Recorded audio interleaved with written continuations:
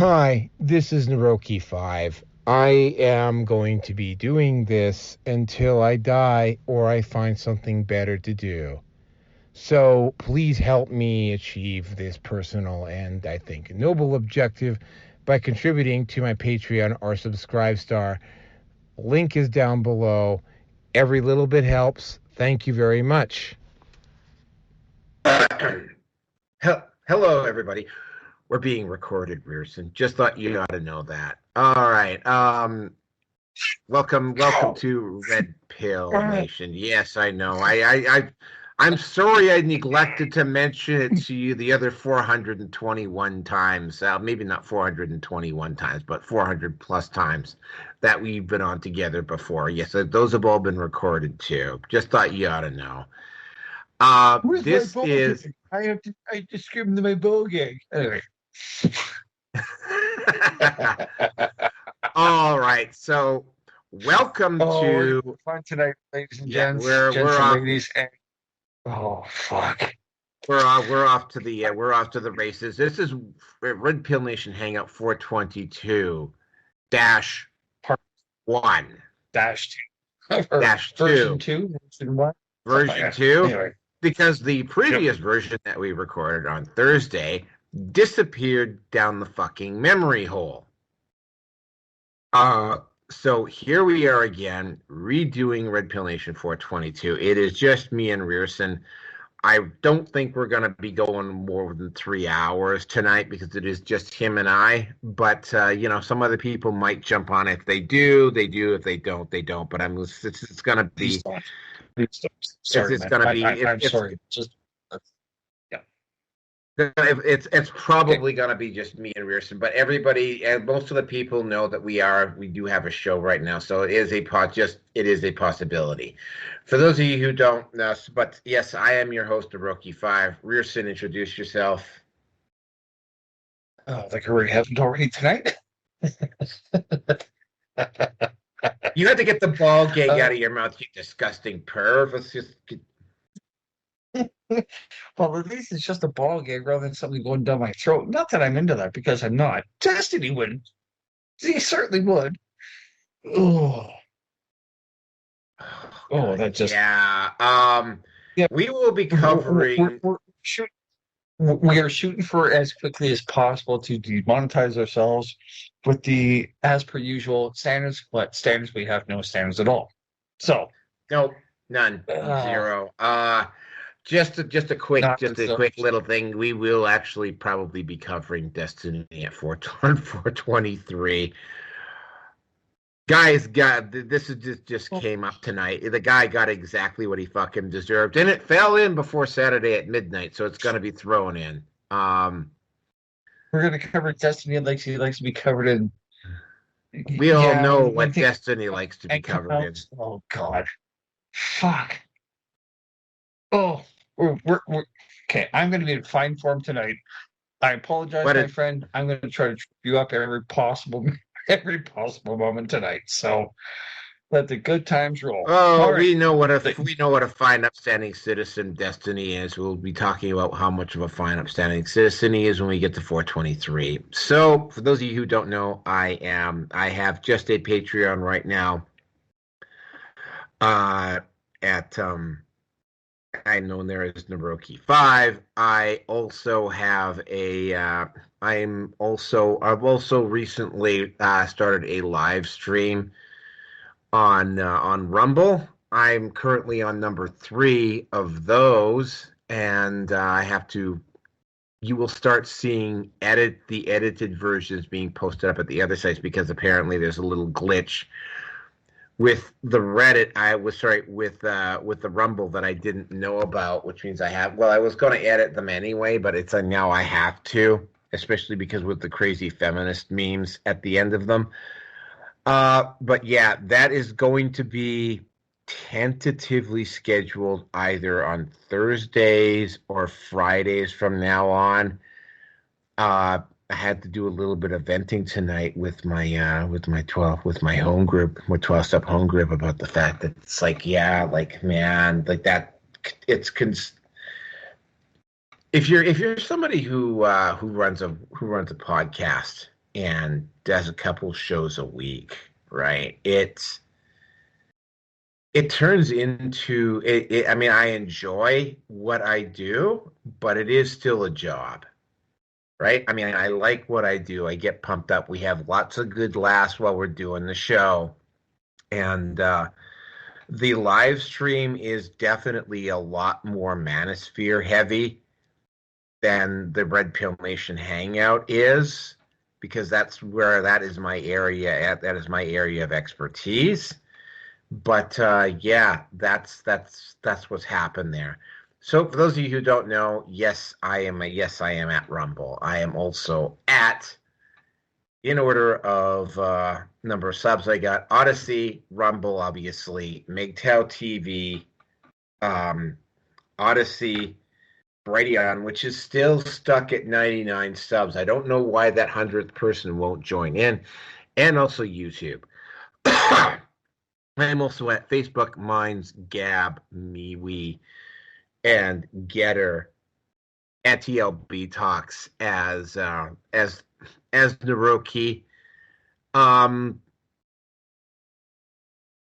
I don't know, man. It's like I keep thinking I'm going to load up on Spotify, but I mean, it's like, yeah, I'm going to have to make the adjustment for the live stream and see how much free time I have left to actually like post stuff up on spots like Spotify and iTunes and SoundCloud and Rockfin and that type of thing. But every little bit helps. Yes, I do plan on making this my full-time gig at some point. So yeah, please help me out at Patreon, at least for now, until I can get my Subscribestar up and running, or if I even bother to get my Subscribestar up and running. But that is pretty much it for that. The topics for tonight are, and again, right, I actually have the old times from the old show still on the feed here. Topic number 1, Joe Biden ratified 28th Amendment, the Equal Rights Amendment. Topic number 2, Tik Tok Ban is upheld by the Supreme Court. App will be shut down by the start of the show. Well, obviously that's changed. 3, woke doctor and caretaker disfigure wheelchair-bound autistic girl for social clout. Well, we had a few things to say about that one on Thursday. Topic number 4, Trump announces Israeli-Palestine ceasefire. Topic number 5, Alberta Premier Danielle Smith refuses to cooperate with Liberal counterplan against Trump tariffs. That one's taken a rather insane turn. Topic number 6, it's a two-parter about hypocritical leftists. Woke cartoonist Darrin Bell arrested on child pornography charges. And B, woke male feminist author and hypocrite Neil Gaiman facing multiple accusations of sexual assault. Okay, let's just get right into this, because I really just want to. I will freely admit that tonight is also one of those the show must go on type of moves for me. I would have just loved to have just sat down in front of my computer and played Civ 6 for the entire night, but that is not to be tonight. I'm happy with Civ 5, and I'm happy with Civ 5, and let's fucking knock this out of the park. Yep, I like Civ 6. I might try Civ 7 at some point, but not right now. So yeah, Joe Biden. Throughout my career, I've been clear. No one should be discriminated against based on their sex. And in order for the amendment to be ratified, it requires 3/4 of the states to ratify it. That benchmark was passed when Virginia ratified the ERA a few years ago. Today, I affirm the Equal Rights Amendment to have cleared all the necessary hurdles to be added to the U.S. Constitution now.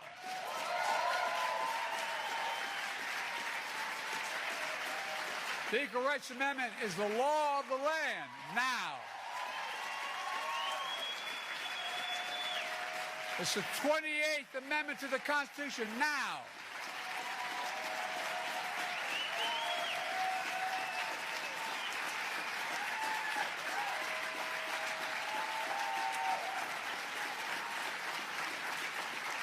I consulted dozens of constitutional scholars to make sure there was all within the power to do this.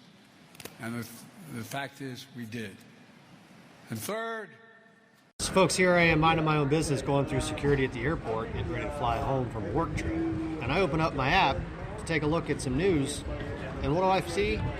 Joe Biden doing dictator crap again. You know, for all the accusations that they level at Donald Trump about wanting to be a dictator, why is it that Joe Biden actually does dictator stuff and nobody ever calls him out for it? Did you see this? So on his way out the door, Joe Biden decided that he wanted to issue a ratification to the 28th Amendment, which is an amendment that many believe will legalize and protect abortion rights across the country. The problem, he can't do that. He just made it up. And then he went to Twitter and posted this, trying to stir the pot. Look, it's so obvious that this guy fancies himself as a dictator that even Politico is calling him out for it. So the question is, why can't Joe Biden just sign the ratification and call it the law of the land? Well, it's simple. The 28th Amendment was passed by Congress in 1972. Constitutional amendments have a standard 7-year deadline in order to be ratified across the states. That didn't happen. And in 1978, Congress issued an extension to the deadline to 1982. And guess what? By 1982, only 35 states have ratified it. It's a dead bill. It has no force of law whatsoever. So for more than 40 years, this bill has been dead. And because Joe Biden, the Democrats, and the left saw Roe v. Wade be returned back to the states, they just made a dictatorial decision that they're going to pretend like it's real and that it's legal. But it's not. Now, from about 2010 and on, there were many people making the argument that all Congress has to do is pass a new bill to retroactively remove the initial deadline that was placed on it. And because a couple of additional states over the last decade or so have actually gone through and ratified the 28th Amendment, that suddenly is going to make it legal. The problem? That's not how it works. If Congress wants to issue a new 28th Amendment, they're going to have to pass a new law. And that ain't happening. So understand, the only reason why Joe Biden did this is because he's a grumpy old dictator wannabe. And he doesn't like the fact that Roe v. Wade got sent back to the states. And he's pissed. And he's trying to keep his base engaged. That's it. The 28th Amendment is not a constitutional amendment. In fact, the archivist has already said it's not law. Sorry. I don't know what on God. Oh, I'm going to sign the 28th Amendment. It's like, well, you can't sign the 28th Amendment because it's like the Equal Rights Amendment, the date for ratifying it expired in the early 80s. Back when he was still a senator, back when he actually still had a working brain, too. The fact that states decided to ratify it post haste doesn't really work anymore because it, the whole thing is like, I mean, yeah, when the equal rights, and by the way, I was fully in favor of the Equal Rights Amendment when it was around. I thought, yeah, good for the women, right? It's like, and they failed to get the required states in the required time, and it didn't go anywhere. It failed. The failure of the Equal Rights Amendment, though, was a major triggering event for feminists and explains a lot of the radicalism that exists. Now, there's this, I don't know if she's still on YouTube or not. There's some woman called, I can't remember her name right off the top of my head. I'll actually be typing it out as I'm talking here. She's known as Christina Hoff Sommers, otherwise known as the Factual Feminist. She is one of the old school feminists, and she's also very much aware of men's issues and whatever. And like a lot of the second wave feminists were aware of what was going on with the radicals inside feminism. What they weren't expecting is that after the 28th Amendment failed to be ratified in the early 80s, is that the radical feminists got, instead of going back and re-looking at it and going back to various states and negotiating with them about what type of reservations they had about the Equal Rights Amendment, to rework it and redraw it and then resubmit it, they decided to blame men which is why you're seeing so much radical and blame men in the quote unquote patriarchy for everything. And that's when feminism really started going off the rails.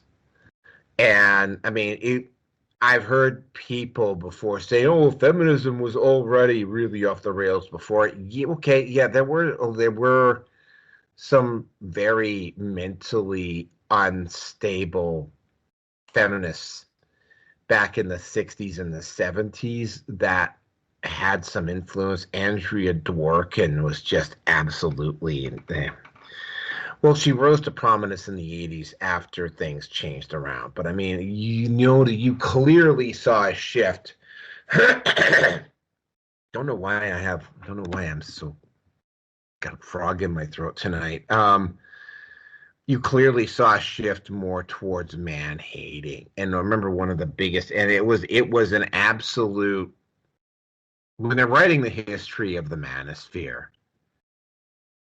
in another 30 or 40 years, and they're going to talk about the triggering event that really started kicking off the manosphere. It was the John Wayne Bobbitt, Lorena Bobbitt incident. Now, I'm not going to go into all the details about what happened, but Lorena Bobbitt cut off John Wayne Bobbitt's joy department. She mutilated him, and she got charged criminally. Obviously, John Wayne Bobbitt was a bit, well, I mean, he wasn't particularly bright, and he wasn't really all that good on the stand. And it was also a guy who was very easy to dis. Okay. Sorry, man. I got to step here on this one. John Wayne and Lorena were two peas in the pod. They're both fucking unstable. And a lot of things led to one thing or another on both sides of it all. And I remember back in the day when he was asked about... He never gave me an orgasm. Well, congratulations. Well, apparently most women don't. Okay, sorry. Let's try to phrase this correctly. Not politically correctly, but correctly. Most women with their current partners normally don't experience an orgasm because they're apparently good at faking it. And the guy's thing is like, I did. Yeah. Women will try to fake it till they make it. Or in the case of sex, they're going to fake it. And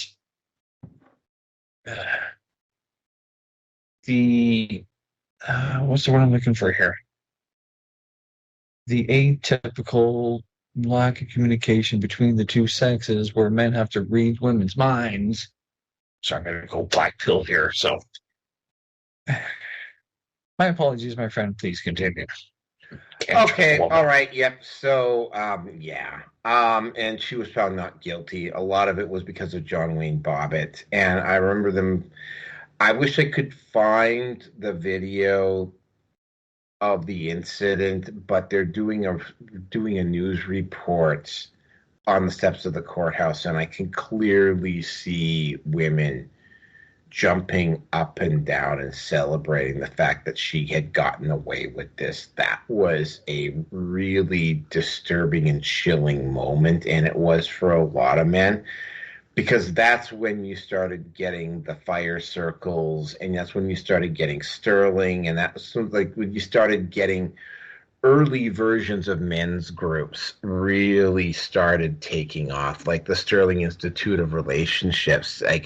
Absolutely started like taking off like a rocket, for instance, after the Lorena Bobbitt situation, for very good reason. That makes a lot of sense, actually. Yeah, it makes a whole lot of sense.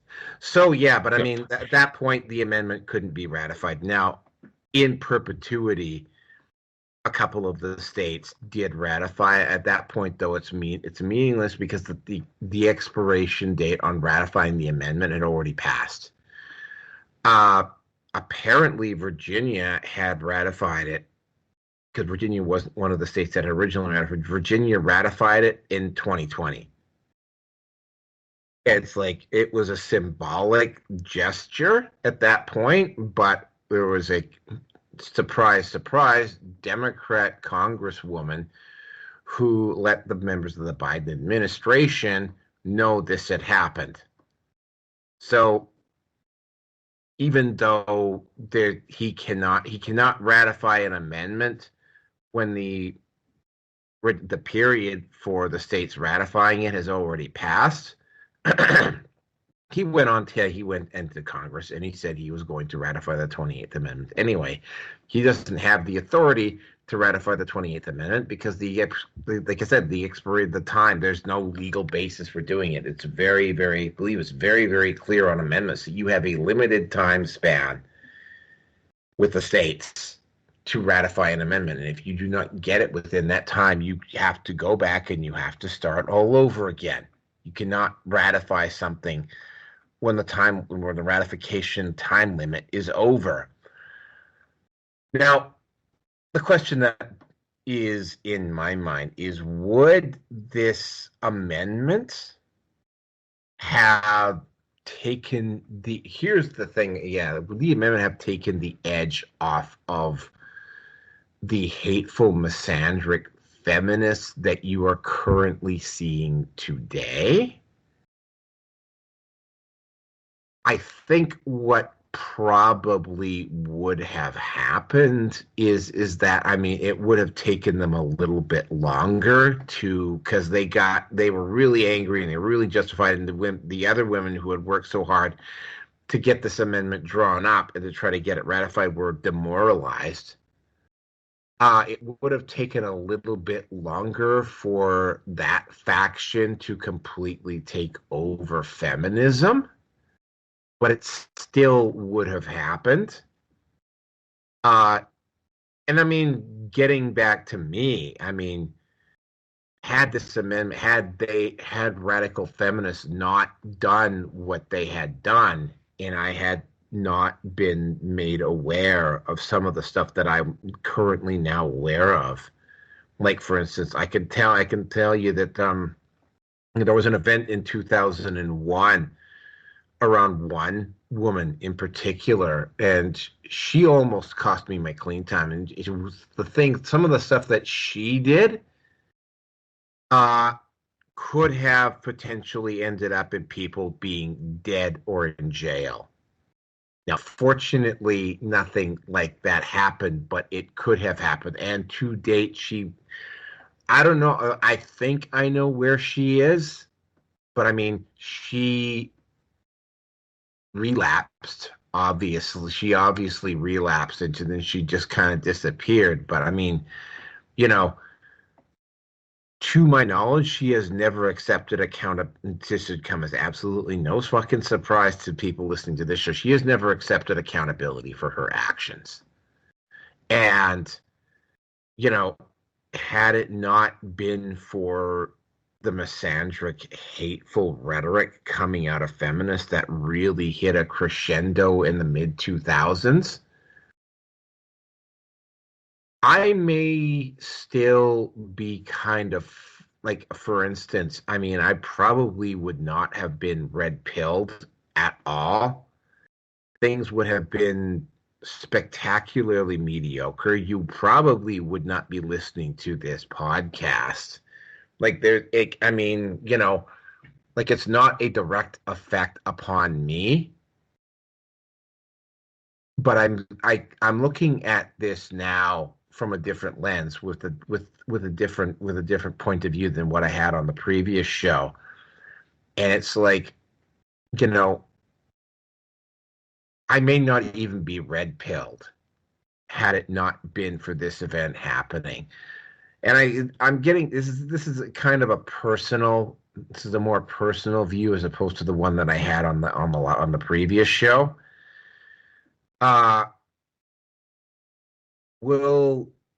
the 28th Amendment does actually hold up ratifying the 28th Amendment and getting it into the Bill of Rights, if it's going to alleviate some of the conditions that are currently existing inside feminism, absolutely not, right? We don't have the same crowd running feminism now. They will just continue to make more and more insane demands and blame it on men until the point where men just decide that they're fucking out altogether, which is rapidly happening right now. I had a discussion with a friend of mine yesterday. He told me he told me he thought my numbers for the manosphere were kind of a little low.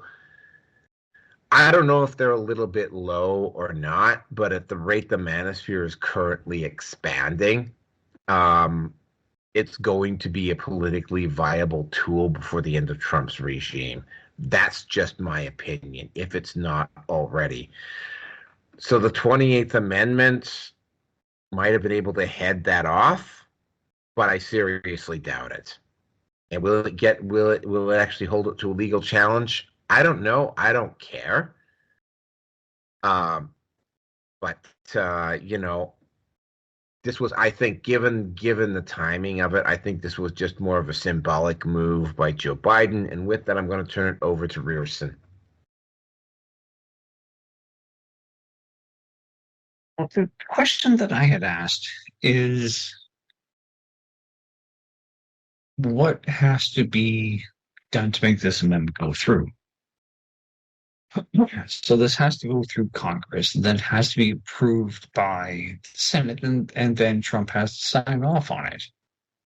And when you're, 30? Yes, Trump has to sign off on it, not Biden. Yeah. So, Biden can push whatever he wants for, Biden, not Biden. Creepy Joe, Sleepy Creepy Joe, whatever you want to call him. He can put forth whatever he wants, but that's going to assume that's under the assumption that Trump is ultimately going to sign off on it to make it law or not, or ratify it, or for things to take effect. And I don't see it happen. Like I said, right now, for the next 2 years, Congress and the Senate Trump has the trifecta again, which is the legislative branch, pretty much the judicial branch, and of course, obviously, the executive branch. And I don't see it happening. I just honestly don't. And the 20th Amendment meaning is that there's officially nothing's been ratified. There's several proposals where the 28th Amendment could be. One proposal being the Equal Rights. Yeah, so what we're talking about, the ERA, the Equal Rights Amendment. We pretty much have that already in Canada, if I'm not mistaken. But you cannot have a wage discrepancy with new hires between male and female, biological or contrived otherwise, or shall we say mental illness. That's been on the books for a while, actually, since the early 60s. Well, fair enough. But I mean, it's just one of those things that just doesn't really make any sense on the surface, which aims to guarantee equal legal rights for all American citizens, regardless of sex. Another proposal is Michael Moore, draft amendment focused on gun control and safety measures. Oh, fuck, that's a whole different topic unto itself. I'm not even going to go there.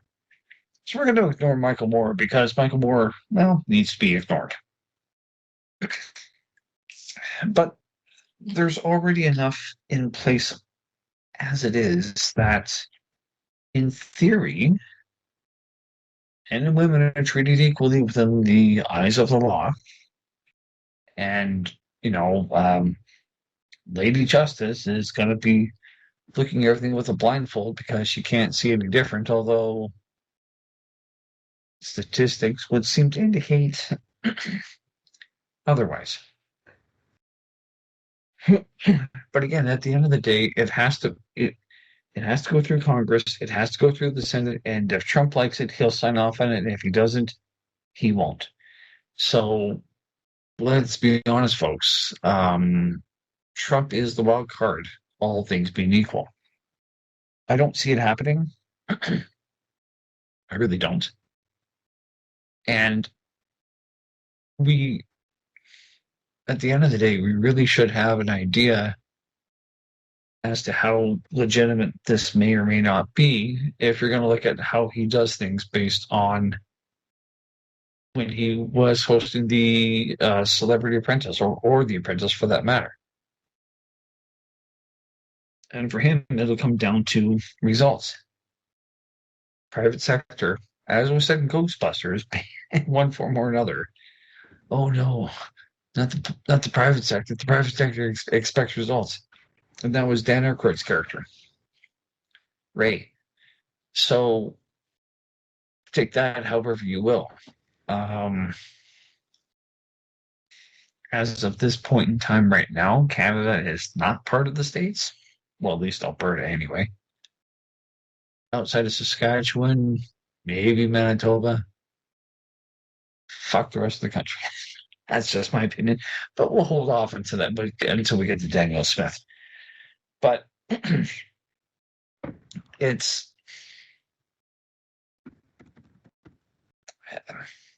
life is what you make out of it, all of it.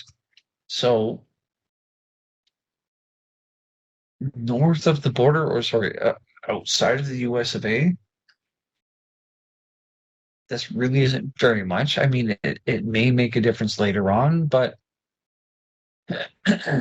like I said, it will have to jump through the hoops of the legislative, the executive branch, and then there's probably going to be some pushback in terms of the judicial branch, which may go up to the Supreme Court. But right now, that's too far in advance, so who knows? So at this point, I don't, realistically speaking, both of us do not have a dog. We don't have a dog in that fight, so. Not a direct dog, anyway. I mean, I again, right? When I look at this now, and I look at it from a somewhat more detached point of view, yep.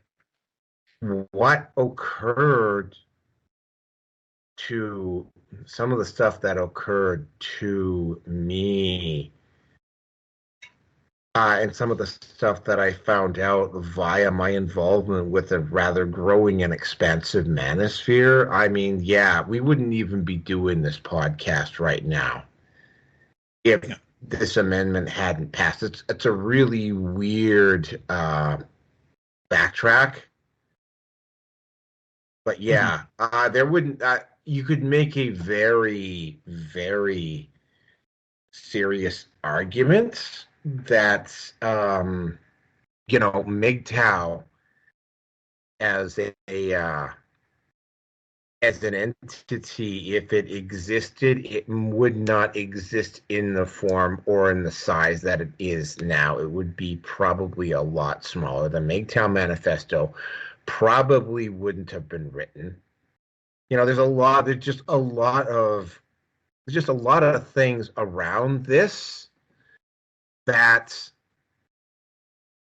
it's kind of, because I was just thinking the reason why I'm going down this track right now, it's like, I saw a video here by Chelsea Handler, which is somebody who I can't fucking stand, but I saw a video by her, and if I had a time machine, it's like every fucking liberal or fucking wokester that has a fucking time machine goes back and fucking kills Hitler, right? And it's like, you don't have to go back and kill Hitler, right? All you got to do is go back to 1913, go to fucking Sarajevo, and smash a fucking brick into Gavril Princip's fucking the back of his head and knock him out for a fucking couple of hours. And you have no fucking World War II or World War I for that matter. And you have no fucking Hitler, and you don't have the mess. You have a completely different, like, the world looks completely different, and you don't have to kill anybody to do it. right? So it's like, I mean, I look back at this and I follow the breadcrumbs of where the failure of this amendment to be ratified and the direction that it took women and feminism, and then the male response to it, and then the way it affects me, and the way it would. I mean, here's a concept for you. Would Trump even be the president if the 28th Amendment had been ratified? Because the manosphere made a big goddamn difference in the reason why Trump won this time around. They won't admit it, but it's there, and it's going to be a even more major influence in 2028, right? Like, would Trump the second time around? Yeah, like this time it had an impact on why Trump won. Actually, no, it did. No, it did. It's like, and it's going to have an even bigger. I'm running through the numbers right now in my head. There was the white male privilege, and then there was the Latino male privilege. But I think the swing number came down to the black male privilege, shall we say. And that was probably the one that really pushed it over the edge, because the Democrats have relied on the blind faith, shall we say, black vote, for them to do what they've done, or whatever the case may have been. So I can't quite call it the red pill rage. It's somewhere between black and, well, maybe purple to red to maybe black. It's it's whatever. I mean, I did some quick number crunching. There's going to be minimum 12 million active members of the manosphere by 2028. That's minimum. That's assuming feminists don't do something really fucking stupid. Basically, if they do something really stupid in the next 4 years, which they probably will, the manosphere is actually going to have more support than feminism does. Right? Like, yeah, it's a ticking fucking time bomb. Oh, it is. No, completely. I completely agree with you. Yes, because, well, what's been brought up before is that, and you've said it, and I've seen it, like what you saw, what happened to your brother, which was one of your awakening moments, and what happened to your brother too. Yep, exactly. Yep. And I mean, really, it's not going to take very much for other guys to start to put 2 and 2 together to come up with 4, rather than 4.5 to 5. So, yeah, no, you're not wrong. You're not wrong at all. But I'm going to shut up. Yep, I think we've covered this topic. It's like, yeah, it's an interesting rabbit hole to go down, right? Because the failure to ratify this amendment, now we're looking 40 years down the road, and the effects it's had, and the things that have sprung out of it because of the toxic feminist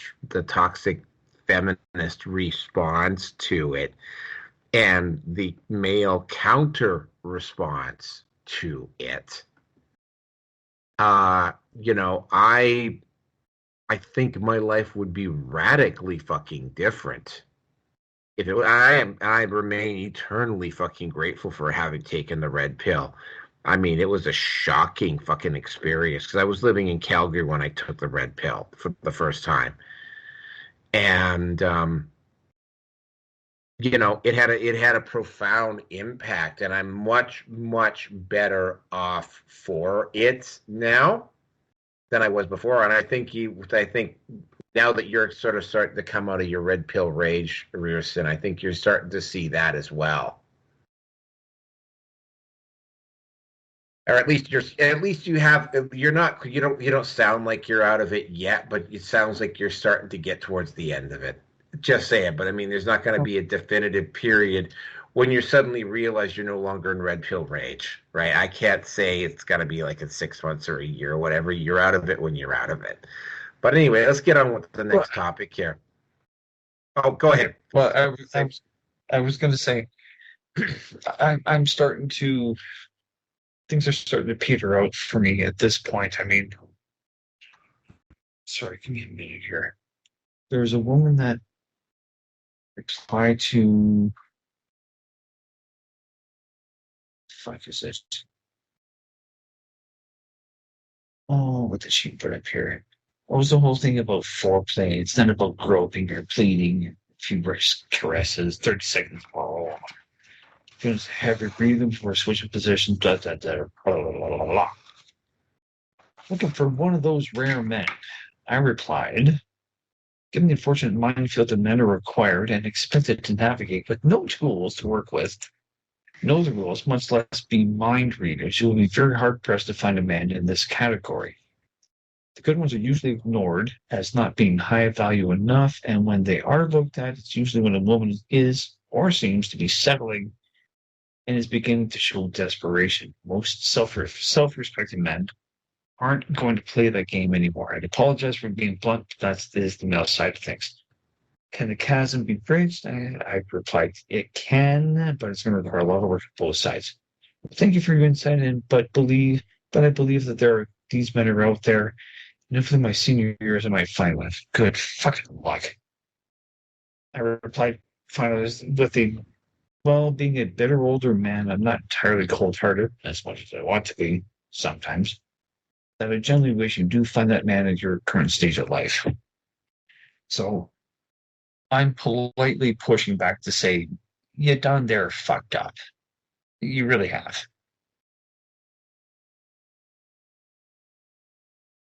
Yep. And that's not against that woman. It's not against my former coworker who actually posted that. But again, it is the female expectation that men have to cater to their needs, but women don't have to cater to men's needs. So, and this is why that I really need to go out into the middle of nowhere for the next 2 years so I can really begin to detach myself to my hopes and aspirations on both sides of the gender issues. So say it. So I'll leave it at that. Yeah, I just had a quick look at that. I'm not going to mention it. So let's move on to the next topic here. Well, topic number 2 was the TikTok ban. We actually covered this one fairly quickly because, I mean, it was looking very much. And again, right, TikTok has been warned repeatedly, by the way, that, to stop sending its information on to China. Trump, towards the end of his first term, actually was in the process of issuing a TikTok ban. TikTok is a different beast over in China. TikTok is more about tutorials and science and that type of thing. But over here, they've allowed it to become libs of TikTok need I say anymore. TikTok was not only sending all its information back to the Chinese, but it was also a literal and absolute fucking cancer on society. And yeah, there are a lot of current content creators on platforms, including, strangely enough, Jeremy Hambling and Donald Trump, who are saying that banning TikTok is a free speach issue. And you know what? They're not wrong. Okay, fine. Yeah. Sell it to a North American owner. Boot all of the Chinese spyware that's within TikTok and take it over and turn it into something more akin to what Twitter is.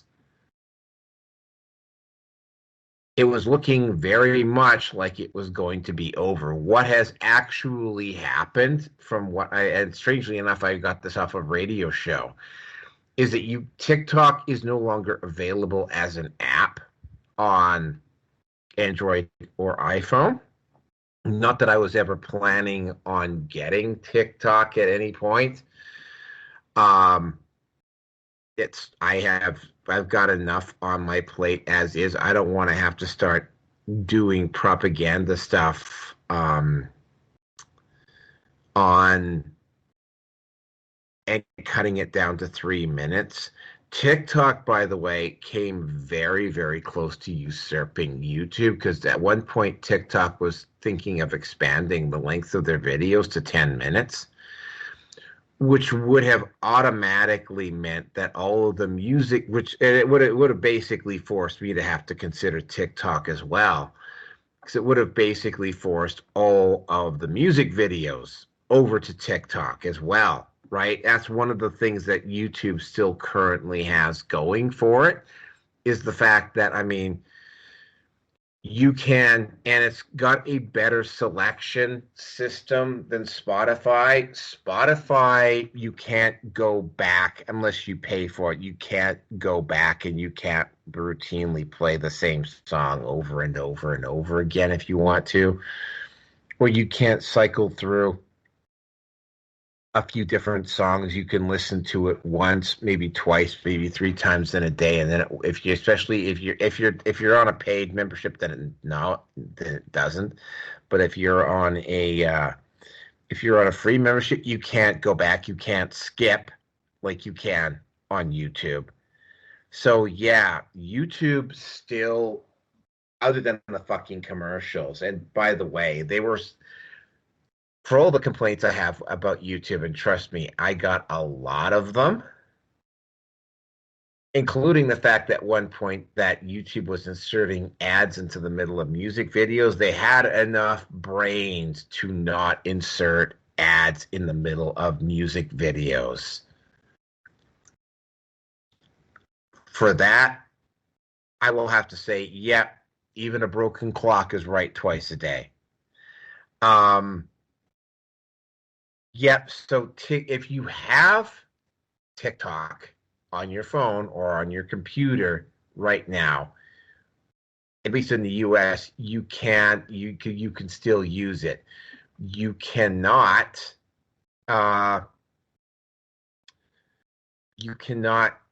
re-upload it onto your computer or on your phone if you don't have it currently. And again, I don't really have a dog in this fight, but I, for one, am actually quite happy to see TikTok fucking die or get sold off. I would prefer if it got sold off. And it's not that I feel, not that I agree with the content that's there, because the content level would improve if it got sold to a North American owner. There are people who have entire livelihoods based on just TikTok videos. And again, right, while that would not be the route that I would take, and I don't agree with a lot of these TikTok content creators, and I think all those motherfuckers that got named in the libs of TikTok should have their fucking teaching license taken away, and they should be fucking fired and never be allowed to work in the teaching profession ever again. You know what? I got to respect the hustle. I mean, even a guy like Destiny, right? I can't imagine fucking streaming for 8 hours a day, right?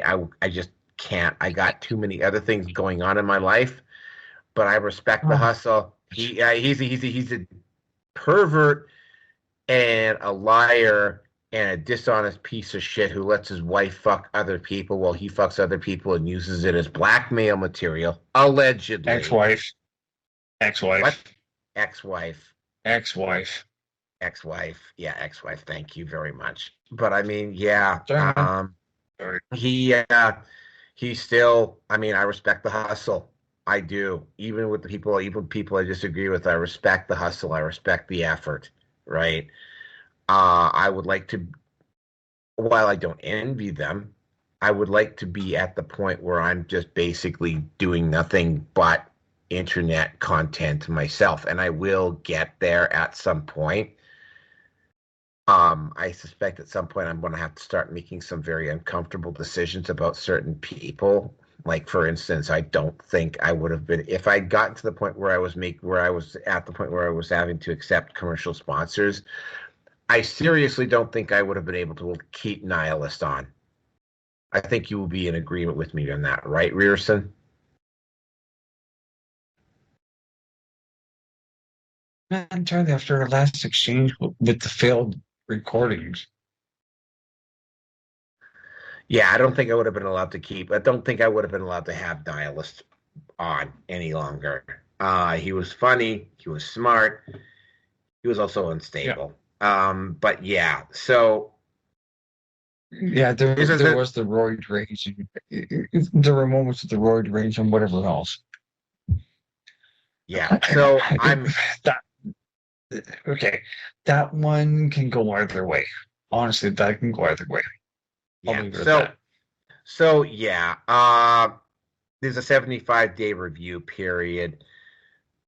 TikTok is going to have to make some hard decisions because they're not going to allow the CCP to run TikTok anymore. It's either going to, like, after 75 days, it's either going to shut down or they're going to have to sell it off, one or the other. And again, I'm going to go back to something else, right? And this is another what if scenario. Would Trump have gotten elected if Jack Dorsey is still running Twitter?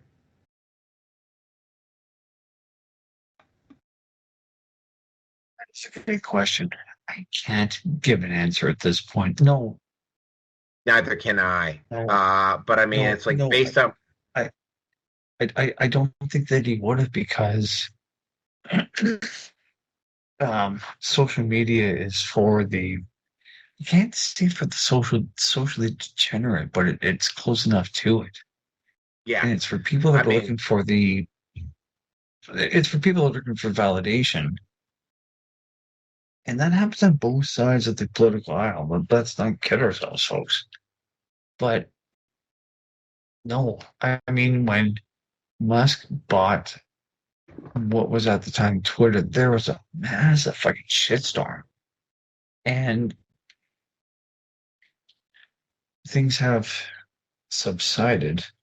No, Trump would not have been able to have won because the acquisition of Twitter under Elon's name, I'll just leave it at that, it had to have occurred. And, like, I mean, there was that short video of Elon walking around with a kitchen sink. And for those of you that are too old that are too young to know this, well, that dame's throwing everything out the window except the kitchen sink. There's the kitchen sink. So to me, that was a nod to from days gone by, I guess is about the best way to say it. So, no. So, Elon had to buy Twitter. Dorsey has some other, was it, you mentioned already before, Sky Blue or something like that. Is that right? Something like that, yeah. Yeah. So he runs Blue Sky now. You're seeing the actions on Blue Sky, and it's like, yeah, you can see why the left's insanity. Well, you could see. I mean, Dorsey's doing the exact same thing at Blue Sky was happening over Twitter. So yeah, Dorsey is not the innocent party that he appears to be. Yeah, that sounds and feels about right. So, yeah, I'm just going to say this right now. If Twitter didn't become X, it would not have. We would be in a worse state than we are now across this plane of existence. That's my opinion. But please continue. Yep. So yeah, I think you're very much exhausted. Yeah, I think we're pretty much done on this one. Let's move on to the next one. We're almost. Okay, we went on about the. Okay. So, as I was saying with our last failed podcast, the only person that I'm aware of that is interested in buying TikTok is Kevin O'Leary from Shark Tank, north and south of the border. And is the same guy that is tied in with topic number 5, but we won't get to that just yet. Yeah, all right, let's move on to it's not topic. You done? Okay, it's not just him, it's also somebody else, and they're interested in buying TikTok. Has it happened yet? No, but to my knowledge, at least at this point in time, he's the only person that has expressed public interest in buying TikTok, and if he does, I can see it completely changing, that it's going to be more of what the Chinese are doing. So will it actually happen? Don't know.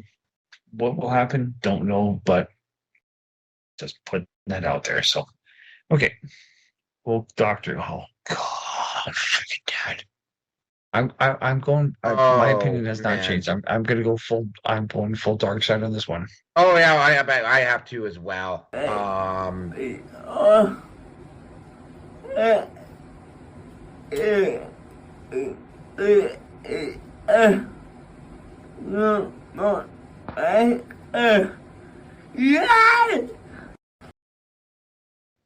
Like the more I think about it, the more outraged I am. When I first saw this, it was like the Joker. Otherwise, this Better Bachelor posted up something, and his response was death penalty for the people who are responsible with it, nothing less. And I looked at it, it was like I didn't see it, but the further I go into it, it's like, you know, this is not a person that even really the person who got disfigured like this for social clout. Let me just sort of like wheel back for a second. What happened here is that there is a severely autistic and likely mentally retarded girl, because she'll never mature into a woman, in her early, I think it's like in late teens or early 20s. And at least according to her caretakers and a doctor, I really have no idea how the hell they put 2 and 2 together on this. They had to have been willfully ignorant to do this. Apparently, this autistic, severely mentally retarded girl somehow decided that she was going to be a boy, which is absolutely fucking stupid, because she has no conception of you will see I've got the wheelchair video of her. She has no conceptual idea about gender or sex. It is irrelevant to somebody who is that mentally incapacitated that she needs to be supervised 24/7. But even though, even if she did, you know, like, her caretakers should have looked at her and go, no, that's silly, that's insane. Let's move on to something else, please. But no, they didn't. They went ahead, they found a doctor, and they went ahead and they did this strictly for social clout. And,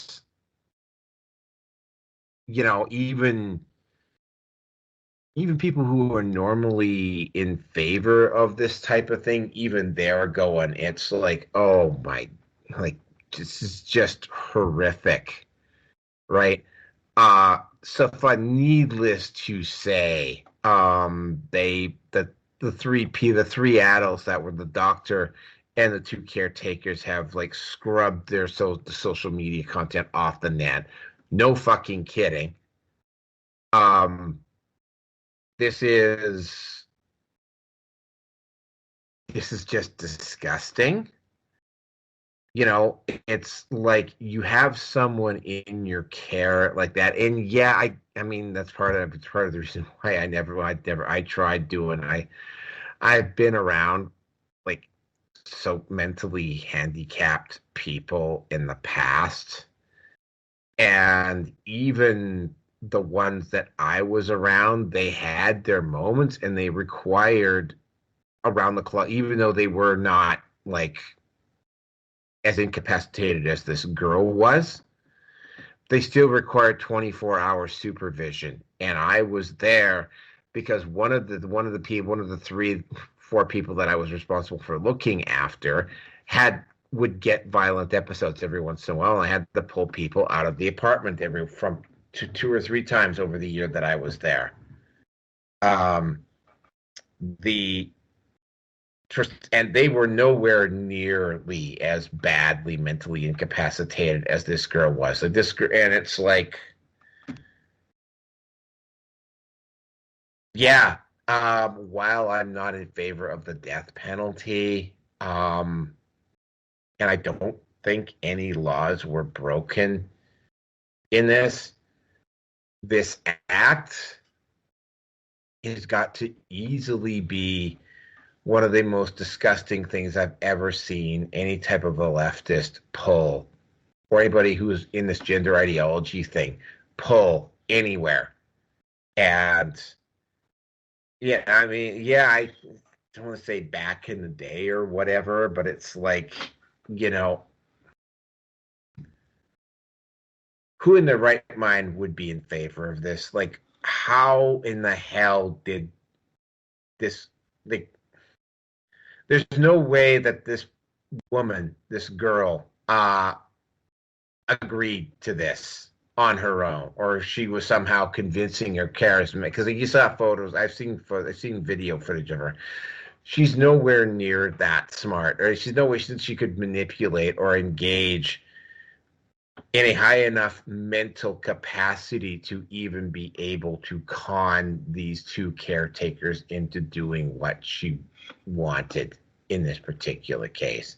So she had this forced on her by people who are so self-centered and so narcissistic and so neglectful of their actual duties in caring for somebody that's this mentally incapacitated, that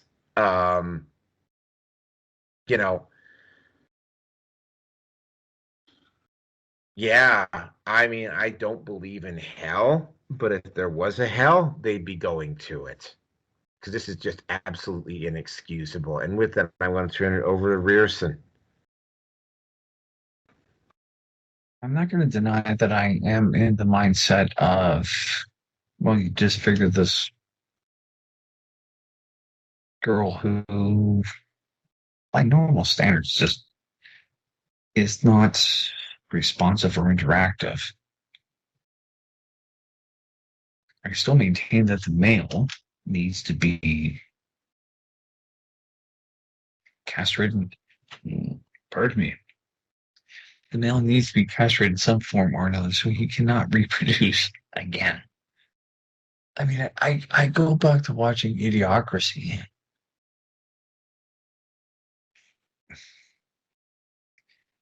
And at the time, I identify with the intellectual liberals, and I know that I know that I'm one of the smartest people that walks into a room. And once I start to talk, I will separate myself from pretty much everybody else. But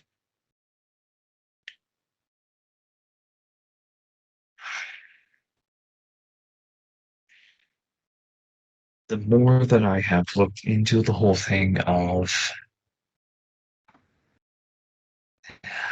I'm not going to get to that heated discussion with the failed podcast. Needless to say, my opinion of the father is that he needs to be neutered so he cannot have any more children, because at the end of the day, ladies, you're on a timeline. You have to pick the best of what you have available for options, and then you go from there. Whereas with guys, and we pay for it, which I don't necessarily don't disagree with, but that's a whole different topic of discussion.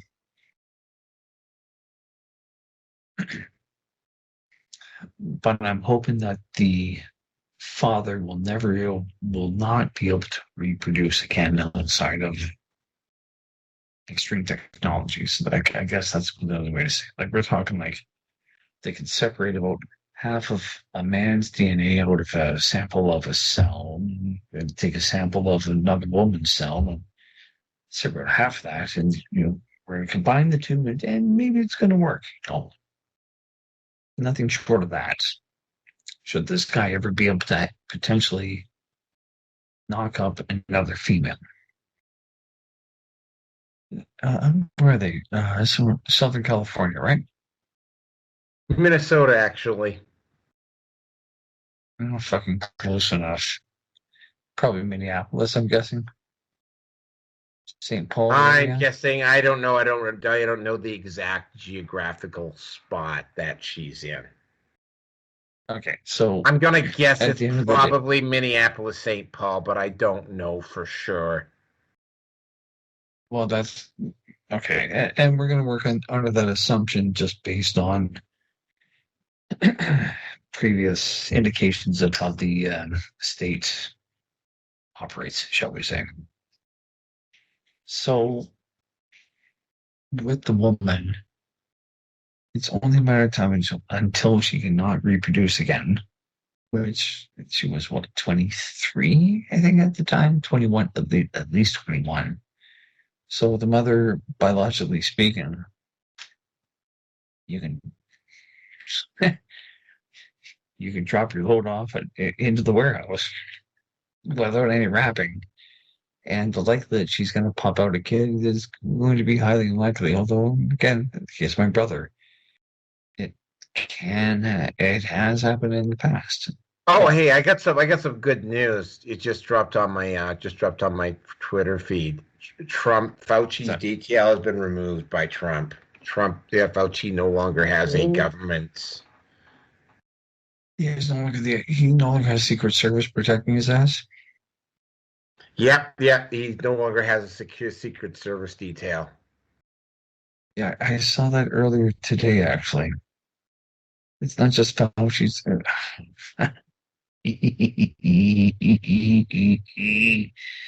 You have no idea how happy that makes me. Anyway, so as far as I'm concerned, the parents need to be neutered. And again, put some sort of an what the hell is it? IDE device or whatever it is. Stick that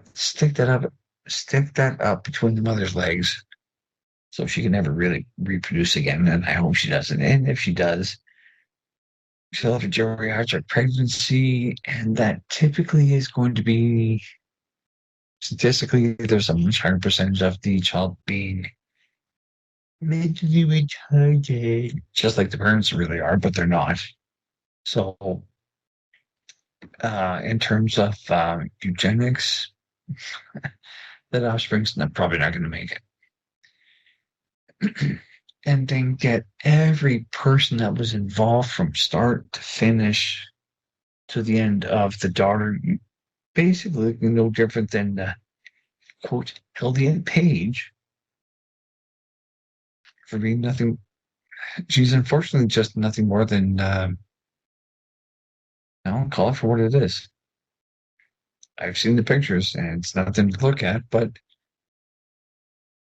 she's got a pair of zipper tits. So, doctors, the nurses are going to defer to authority to the doctor. It's like, no, not really. The doctors need to be taken out. The nurses need to be taken out. The administrative staff need to be removed as well, too. And I think that this has to be done to create the ripple effect to the rest of the medical community that, hey, guess what? I was just following orders back with Nuremberg 1.0. Didn't apply then, and it shouldn't apply now. And if it goes through with that, will it go through with the COVID mandates and whatever else that else is going to go along as well too? Where, and this is part of the conversation I want to have with Kelso. is that deferring to someone else of higher authority will only work to a certain point. And if you don't do anything, are you going to be responsible for what happens with other people? And I think that has to be the case. So we'll see. So could this turn into matter of it being a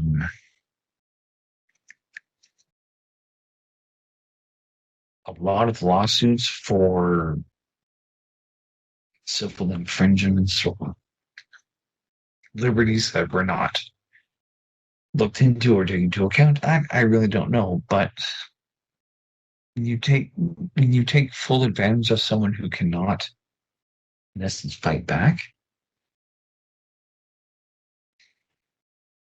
who's the bigger asshole? Someone like Nork or myself, or someone that is actually going to look at profiting from disfigurement, whatever else you want to call it. So I hope they get hung, and I hope they get hung high. All of them. Everybody from start to finish. Especially people that knew that this was not a good idea, but they did it because their job was on the line. But I'm sorry, at some point you have to take a stand. And if you don't take a stand, you're not going anywhere in life. So I'll leave it at that. Moving on. Yeah, I was just like, oh, hey, yeah, he's been, he's had a security detail removed. Hip, hip, hooray. Not a surprise. Well, I mean, Michael Bolton's security clearance has also been revoked. So, I mean, it's like, yeah, he's pissing off the right people. Well, and probably also the 51 intelligence officers that had expressed their displeasure with Trump way back when. Oh, yeah, well, I mean, I could tell you. Oh, yeah, he's probably done it with all of them. And it's like, yeah, it's like ultimately was, and we'll be talking about that tomorrow in a lot more detail on 423. But let's move on with the next one here. This one is, again, we got really heated on this one. Yeah, because a lot of you guys seem to have that Jew behind every blade of grass thing going on. And it's like, there is and there isn't. It depends on what you define as the Jew behind every blade of grass. It's like, yeah, I mean, again, right. This is not a big surprise. Trump is rather pro. In fact, one of his executive orders explicitly states that any pro Hamas students in the United States that expresses, in particular, if they say death to America, or they get disruptive, like block traffic or whatever, or they say death to Israel, or get violent, like doing that thing like where they storm the Capitol, where none of them have been arrested. If they engage in that behavior from this point forward, they're gonna lose their student visa and they're going to be sent home. That's not that big of a surprise. No, Trump did not sell his fucking daughter to the Jews. Yes, Ivanka Trump is married to a Jewish man. She married him because I guess she loved him, but she did not fucking sell his daughter to the goddamn fucking Jews. Okay. And I pointed this out. Okay. In that regard, I'm not going to disagree with you. Okay. I'm not going to disagree. Jared Kushner is something else, but she's an adult. She knows what she's doing, hopefully, but maybe she doesn't. Who knows? But continue. Trump is a wealthy individual who does business in New York City. There is a huge Jewish population in New York City. Some of them have a substantial amount of money. If you go anywhere in New York City, especially if you're at the upper economic levels, you are going to have to do business with the Jews there. Period. End of story. Just like if you go to Hollywood.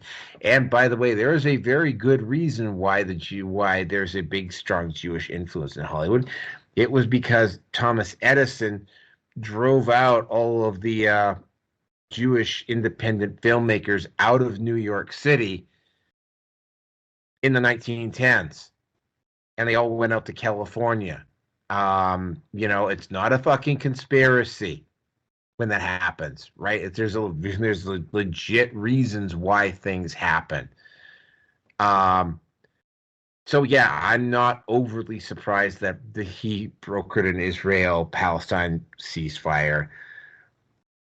I'm a little bit miffed that Biden tried to claim credit for it, but knowing how dishonest the fucking Biden administration was, I don't have to say is anymore, the Biden administration was this way. Let me just say that again. The Biden administration was dishonest. They tried to take credit for it. It should be duly noted that there's potentially 3 or 4 other conflicts that almost certainly the aggressors in all of these conflicts are going to back away. Iran, if it has half a fucking brain in its head, is not going to be launching any more missiles at Israel. Venezuela is not going to be making any more threatening gestures towards, I believe it's Suriname, but I'm not sure which country it is. I'm going to have to take a look here. The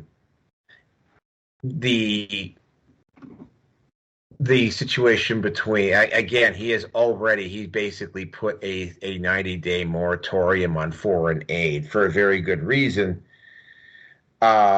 because they tried really, really hard to get as much money into the Ukraine as humanly possible before Trump took over. The whole situation with however,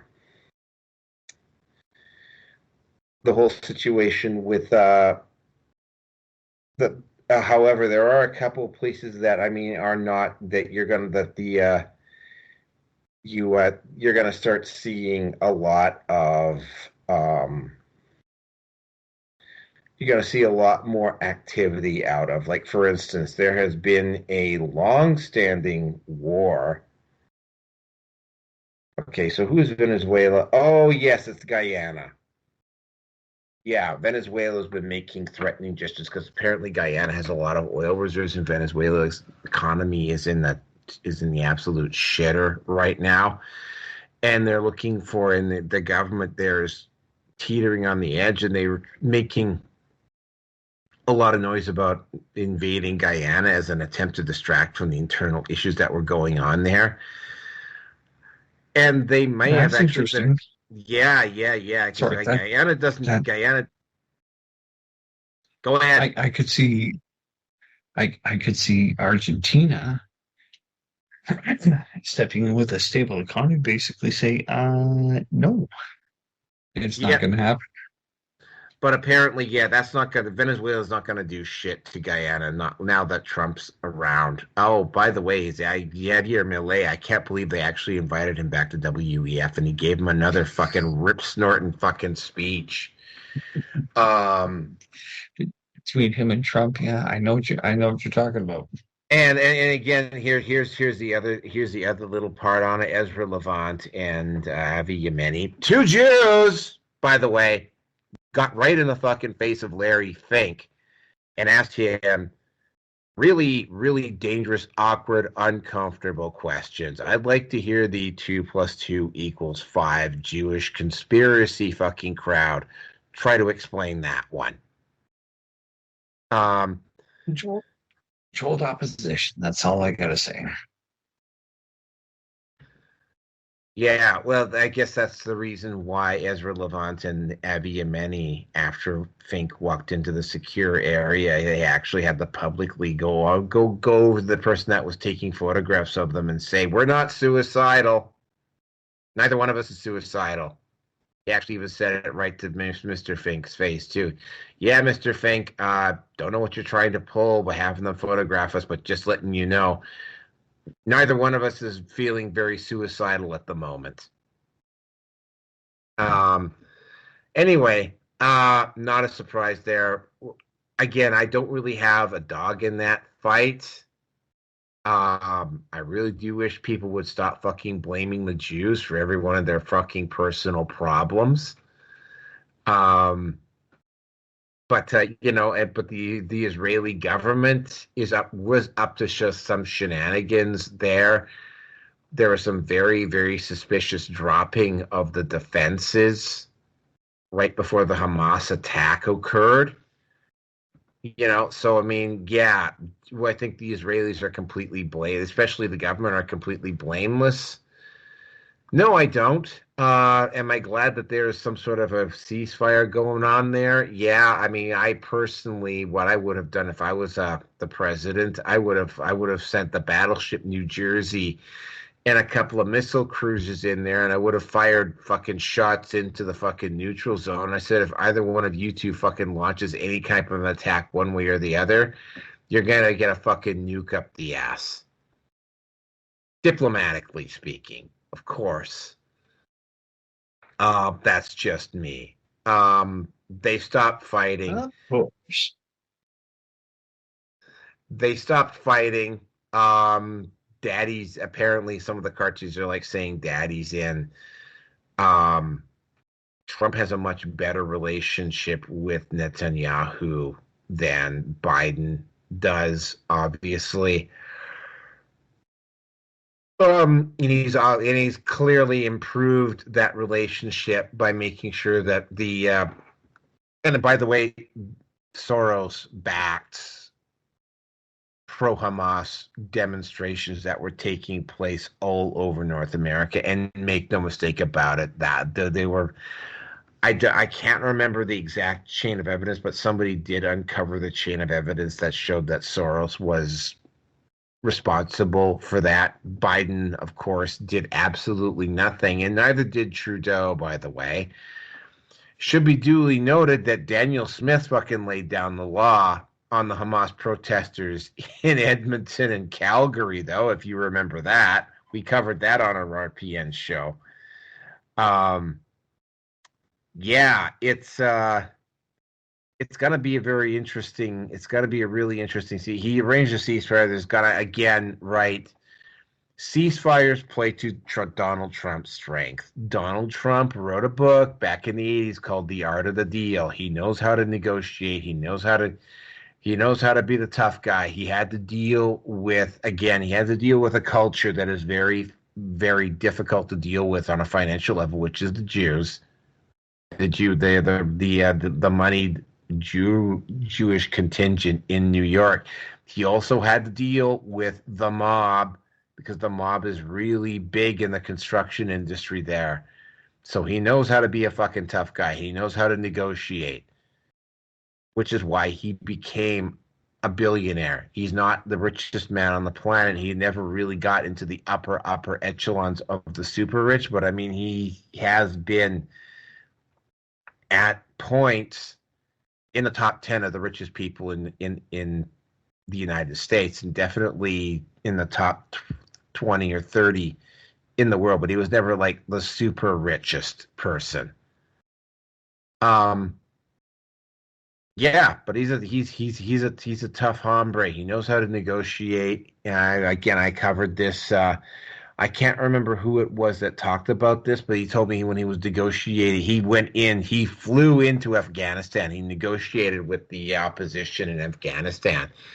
And he showed this one individual all the houses that he lived in and all the military base, all of his major military assets, and said, "You fucking kill another American soldier in Afghanistan, I'm gonna go." I don't necessarily say he's saying, "I'm gonna go Barack Obama on your ass and drone all these," but it's like, yeah, you can kiss all of this stuff goodbye. Like, you might survive it, but your assets won't, and you probably won't survive either. So don't do it again. And from that point forward, right up until Biden got elected in 2020, things got relatively peaceful in Afghanistan. And with that, I'm going to turn it over to Rearson.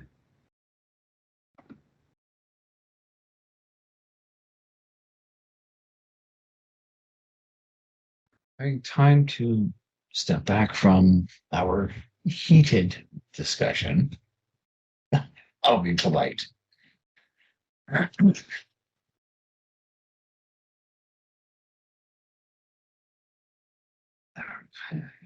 just looking for WrestleMania X8. And I think that was where the first time I actually had any sort of interaction with Trump. Just trying to look through it all right now very quickly. It looks like it's the fucking... Yeah, The Rock was actually in that. That was back in 2002. Now, was Trump doing anything with that? I don't remember. I think his name... I remember his name being brought up in the WWE at the time, or the WWF, whatever. Whatever. There are forces at play that we have no immediate direct influence on, as much as I wish we did. Well, actually, no, we do. My opinion being that we can start to push back by, well, like what's going on with Star Trek and Star Wars at this point right now, or even the MCU, or sorry, the MCU, is you don't consent anymore by giving away your bloody fucking cash to movies or content you just don't agree with. And typically for myself, that's where that usually goes. I mean, again, the last movie that I saw in the theater was Sound of Freedom. Part of that was the first Deadpool movie. Have I missed out on quite a bit? Yeah, maybe I have, but I don't feel any lesser of it, or lesser for not being part of it. So, my apologies. I will go back to my original point with the film podcast that, to me, this is a fight between real Semites to the fake Semites. And in one form or another, we've actually discussed this in terms of the ADL and the SPLC, which are heavily financed by the likes of George Soros. I'm just going to leave that one alone. So, in terms of Trump calling a ceasefire, realistically, he's the only person on the planet that can actually demand and command people to stop fighting. I mean, again, let's go back to Prague with Big Mike, Michelle. Only Michelle's first name is not spelled with an extra L and an E. Barack was given he was awarded the Nobel Peace Prize for being in office for only about somewhere between 2 to 4 months. And the fucker didn't do a goddamn thing about it. But here you go. And I just went, no, that's just not right. I'm sure a lot of other ignorant trained seals were like, happy that Barack got it because he's the first black president. And, sorry, he's the first half president. Anyway.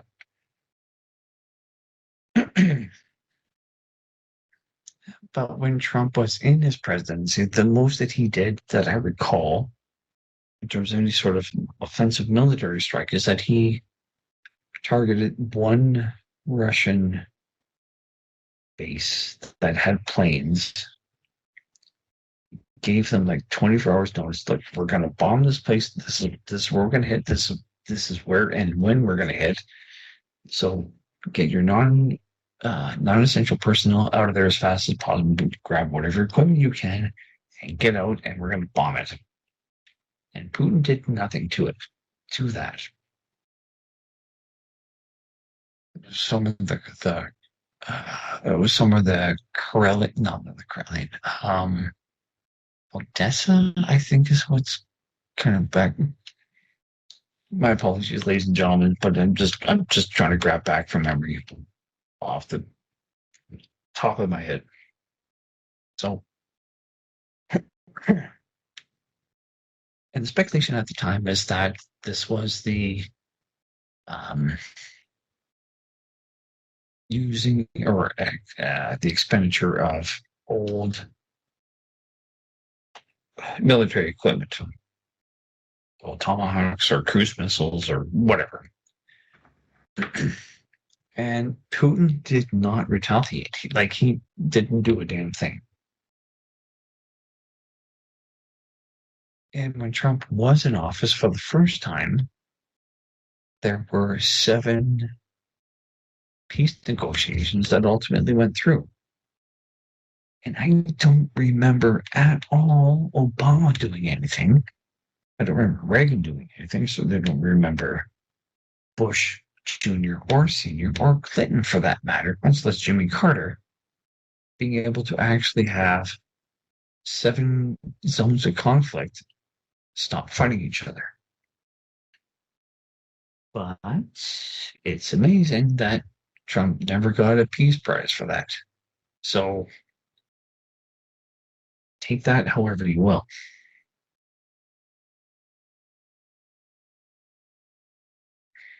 I'm going to refrain from what I want to say about the creation of the State of Israel, the Balfour Agreement, or the Balfour Accord, that the Rothschilds have the original piece of paper or pieces of paper from the British government, blah, blah, blah, yada, yada, yada. So, fuck, whatever. So in terms of Trump claiming any sort of a ceasefire, he's probably been working well on behind the scenes, not prior or leading up to the November election results, but I wouldn't be surprised if he was working behind the scenes leading up to the election. So, and as Rocky said, is that you understand what the guy's all about. People need, especially Canadians right now, because we're fucking delusional as a quote country, unquote. You understand how the guy operates. You need to read The Art of the Deal. But at the end of the day, from what I do comprehend of him, is that he wants people to walk away from gaining something that they didn't have before. But you have to work through the blunder. You have to look past the over-the-top behavior. So take that however you will. I'm going to stay relatively neutral. I'm going to self-censor myself as well, too. So I'm waiting for, I think, before Easter, that the Ukrainian-Russian war, disagreement, conflict, whatever, I expect that's going to be resolved. But I'm expecting something between China and Taiwan is also going to flare up. But time will tell. Time will tell. So I don't have anything more to say on this one, my friend. Let's move on. Yes, let's move on. All right. So, all right, let me just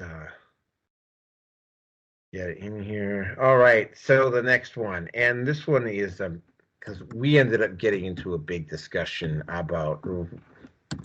It's Doug Ford, not Rob Ford, right? Yeah, okay, I have to remember that. Doug Ford. Oh, fuck. By the way, Doug, I believe he's on the verge of actually calling an election in Ontario. He has. Right now, he has called it. Yeah, I haven't finalized the topics for that. In fact, I'm probably not going to finalize them until this morning, but that might end up being on the list of topics for tomorrow. Don't bother, because I'm going to say everything I need to say tonight. Well, it's It's about Danielle Smith, it's not about Doug Ford, it's about Danielle Smith. Okay, well, so Trump announces the 25% tariff. Trudeau runs down, snivels down there, and obviously did not hit it off with Trump, which is actually no big surprise at all. Comes up. He walked away with his tail tucked between his legs and his balls cut off. You want to talk about bondage? Trudeau got bondage. And then he comes back to Canada and starts immediately in with the anti-Trump rhetoric. And of course, because I still have a hard time believing that Scott Moe didn't also align with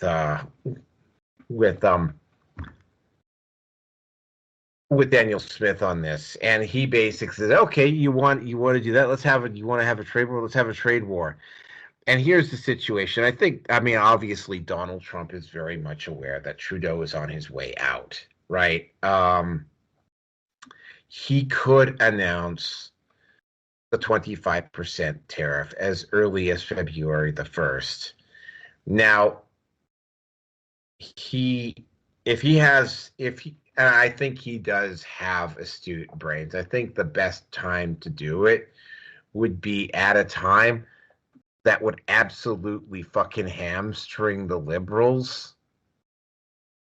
And allow somebody like Pierre Poilievre, and I have to say Pierre Poilievre is probably going to be he's going to get a super majority too.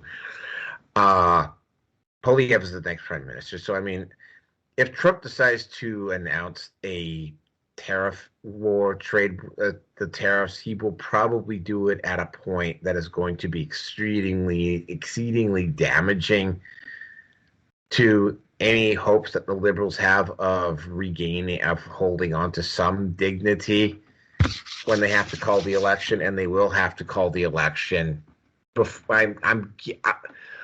I'm still going with July, late June, early July on the election.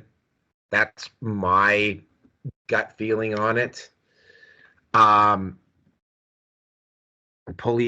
gets in. He goes down. He sits down. He has a nice handshake with Donald Trump. The two of them negotiate a hopefully reasonable gentleman. Poilievre comes back. Problem is solved. Right? They resolve it amicably because they're basically, I'm thinking to a great extent, both Poilievre and Trump are on the same page. Danielle Smith, though, the one Canadian premier who actually has bothered to build relations with Trump independently of Trudeau, which the premier's got for the Americans that listen to this podcast, the premiers in Canada have a significantly larger sway within their provinces than the governors down in the States do, by a much bigger margin than what the governors have. She chose to go down to Washington for the Trump inauguration. She met with Trump. She worked the room over, and she saw what Trudeau was going along with, and basically, one of the first things she did is she upped the budget of the border of the counties bordering the U.S., and it's not a particularly big section of Alberta that borders the U.S., but she upped the budget of those 4 counties to allow them to hire more, basically county mounties, to help safeguard the border on the Alberta side, which basically lets Trump know that, yes, I will respect your wishes. Yes, I will make an effort to make sure that people aren't jumping into the United States illegally. You're welcome. And then she goes over and she says, no, you're not going to use Alberta oil as a weapon in a trade war against Trump. And good on her. I don't know whether it's going to guarantee her the prime ministership. I don't think it will. but I can tell you for a fact that she is very, very popular down in the United States right now. You're starting to see a serious shift everywhere in the U.S. Even Saturday Night Live actually came out with a show that was attacking woke people last week. And it was like, what? Really? Yeah, really. Seriously. The whole thing, yeah, Danielle Smith is not going to play along. She's not going to do anything that's going to help Trudeau. I mean, Danielle Smith was on the record just like less than a month ago saying, well, maybe it was less than a month ago, well, probably more like 6 weeks ago, saying that she was going to probably have to initiate some type of firewalls between Ottawa and Alberta to make sure that Trudeau, in the process of his attempting to destroy everything, because if he can't have it, nobody else can, to make sure that the damage that he does to Alberta is minimized, as opposed to the rest of the premiers who just quite happily went along with it, in particular Doug Ford, who actually, for some unbeknownst reason, has decided to take a fucking hard line against Trump. I don't know why. A trade war between Canada and the United States will not work out well with Canada. Yes, a trade war between Canada and the U.S. will actually cause the U.S. economy to fucking stall out and go into a small recession. I don't think that's a good idea. Right now, on top of everything else that's going on. The price raises that will occur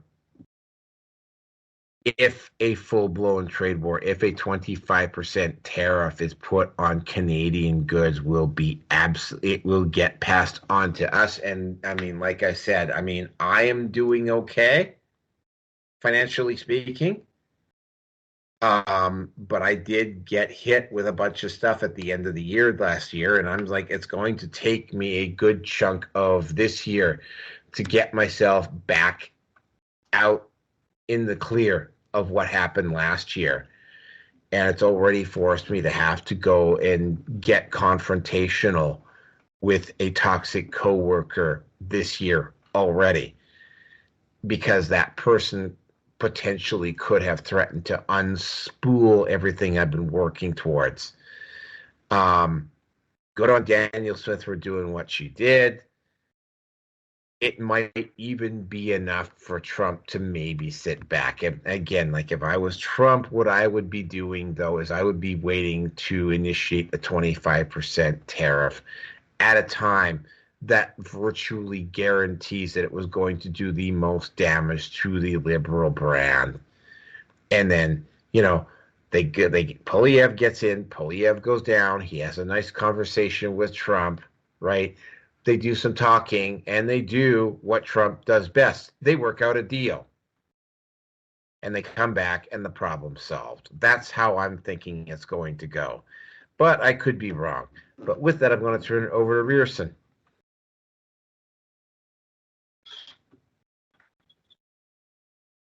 So,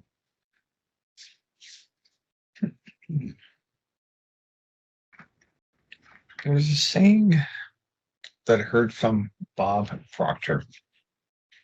When you react, you lose. When you respond, you win. And I cannot think of any more of a time where when you react, you lose. To induct Ford, David Eby, that's a whole topic unto itself. Or just-in-time Trudeau.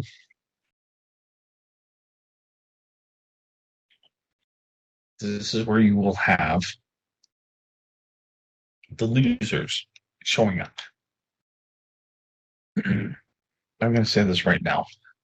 Yeah, Doug Ford has effectively called for a year-and-a-half early election before Polyev basically gets into power. Now, within the Canadian scope of politics, Ford has effectively been Trudeau's little French bulldog that has an attitude that he's as big as a fucking Doberman. Not a Doberman. He's effectively a German Shepherd, but I mean, really, he's just that French bulldog that is nipping against your heels and chomping away at your pant at the lower part of your pant leg. He's doing a lot to be seen, but he's not really doing very much. And if you just Dougie, fucking stop it, go to the corner, that sort of thing. He will probably do it, but only if Ottawa is telling him to do it.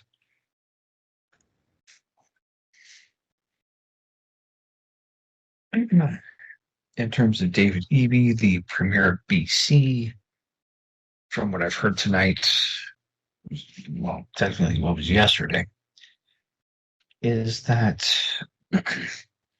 there are a lot of election irregularities, and I mean a lot of election irregularities. Surrey Guildford only was won by 22 votes.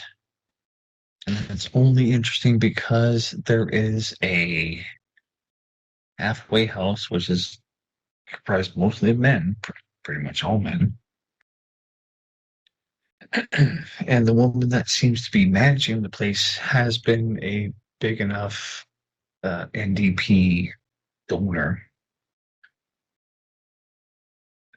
So, in one form or another, I'm just going to give the calls notes, understanding as I've been able to digest it. There is one halfway house of 22 people, 23 people that seem to have been coerced to vote NDP. And the overall feeling is that they would have been evicted if they didn't. Now, how they're going to do that, I don't know. But that's just kind of how things are.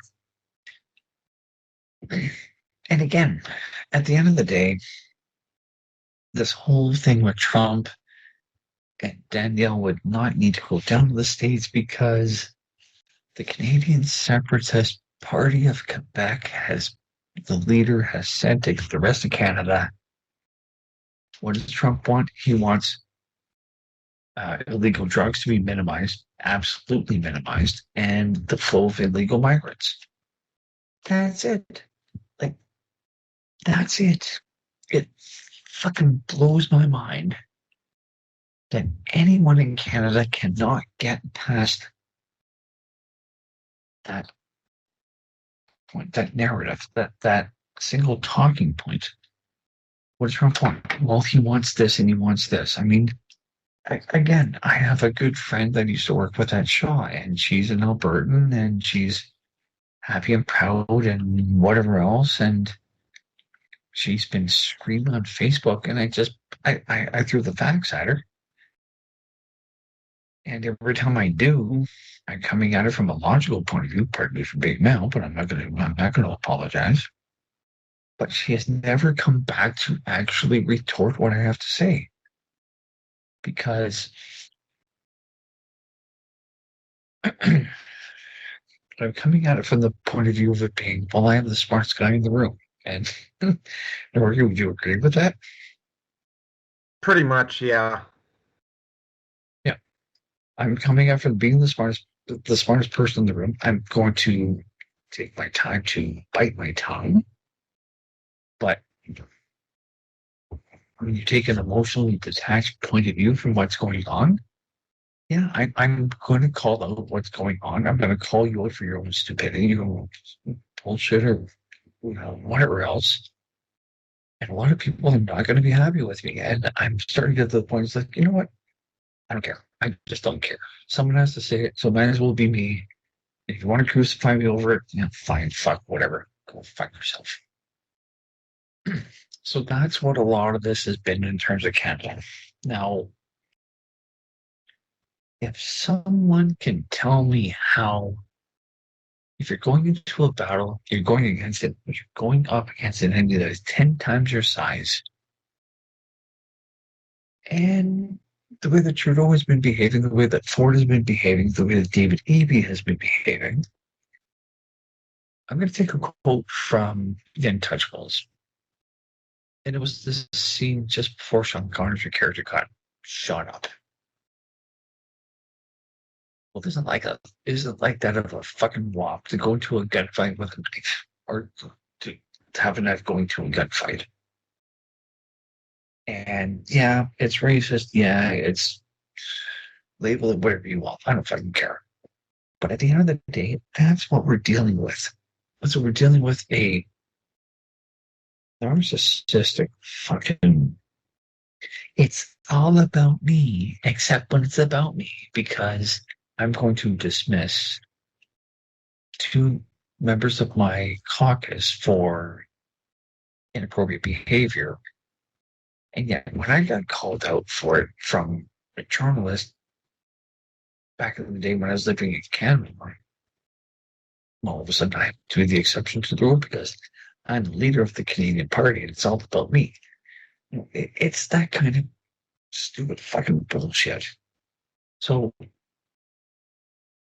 the average Canadian that just cannot get past the obvious 20 to 40,000 viewpoint from being above the earth, being above the surface where they're going to be launching from, if you can't fucking see it,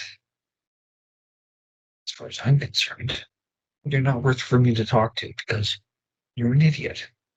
And I'm sure this applies to Canadians, but like Canadians are fucking morons. And there's enough of them in Alberta to believe that all that alone. So, again,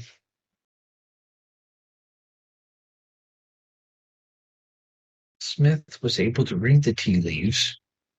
She went down to Mar-a-Lago. She went in as a guest with Kevin O'Leary, like or hate him. The jury's out on me towards my opinion towards him. But at this point, O'Leary is probably the best Canadian ally that we have to mitigate things. And Danielle Smith has been responding, not reacting, but responding to what's going on. And with Trudeau, I mean, oh, fuck. Aside from the first 4 years of him constantly kicking dirt on Trump's feet, and expect Trump is going to take it, smile, and just kind of walk away, not do anything about it, Trudeau has been an antagonist, to say the least. And again, Doug Ford is Doug Ford is a useful idiot. That's what the best way that I can sum him up now. And again, Ontario is going to an election 1.5 years early because the political higher elevation viewpoint is that Ford wants to be ahead of the curve because if Polyev comes in and he starts cutting back and actually starts showing what real conservatism is, that completely undermines his authority, shall we say, as being the Ontario Premier. So take that however you will. And it will explain a lot as to why that he's also been part of a heavy proponent of Team Canada. I use that term in very loose terms, with air quotes. And then we shift back to Danielle Smith. Now, in terms of Scott Moe, I think that he's had time to reflect and to be given, and having been given political data analysis and whatever else, and he realizes that he was probably on the wrong side of that team, Smith did not sign on the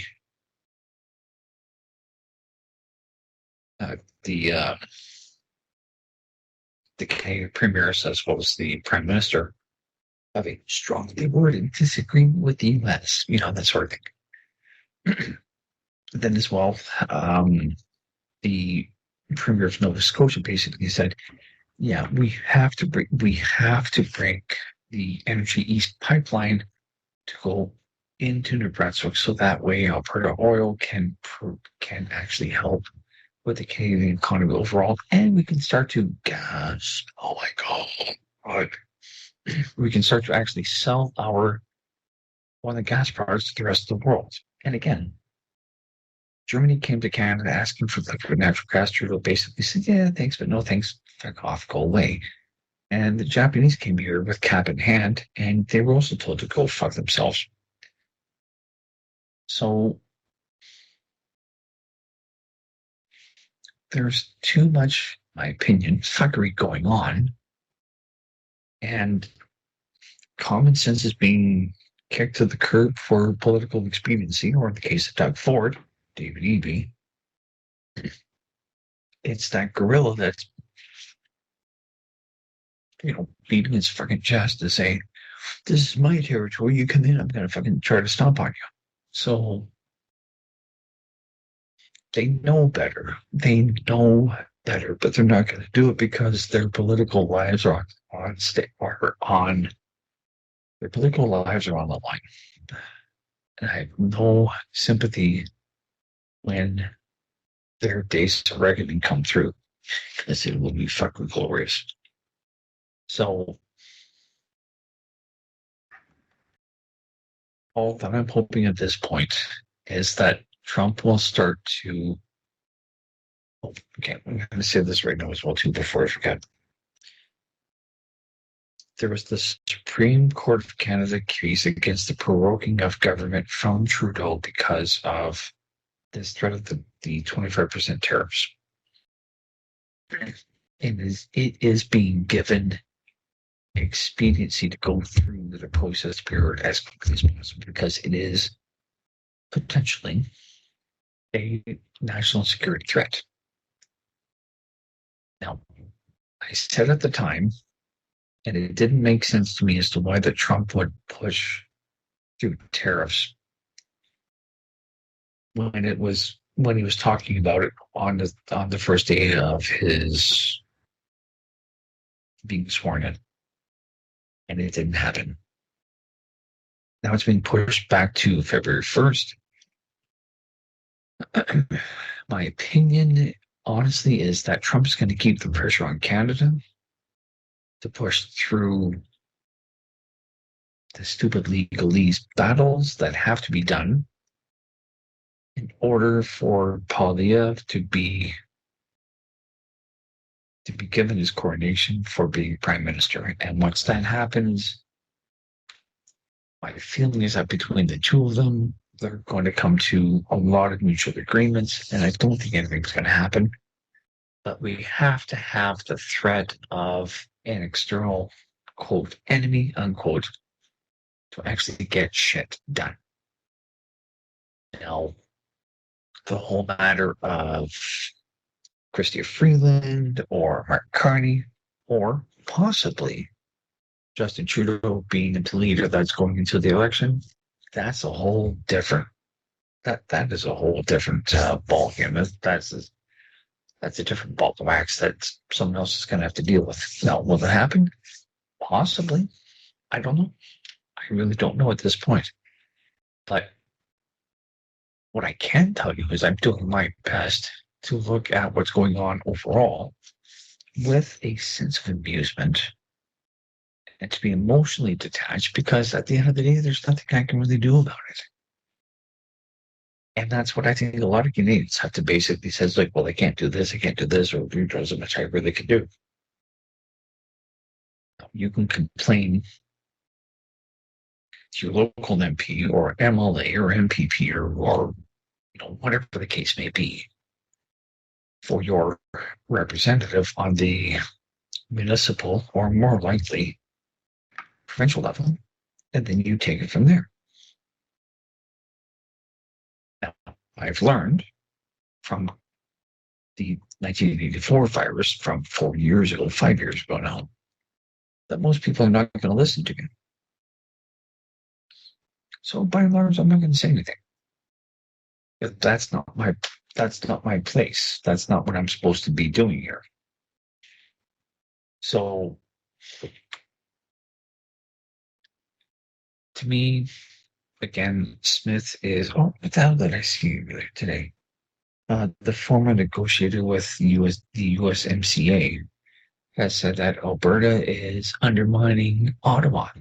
I'm sorry, folks, but we have no fucking leadership again because Trudeau was kicking up shade and throwing it on Trump each and every opportunity. And yet, when the two of them were face to face, he was as sweet as pie.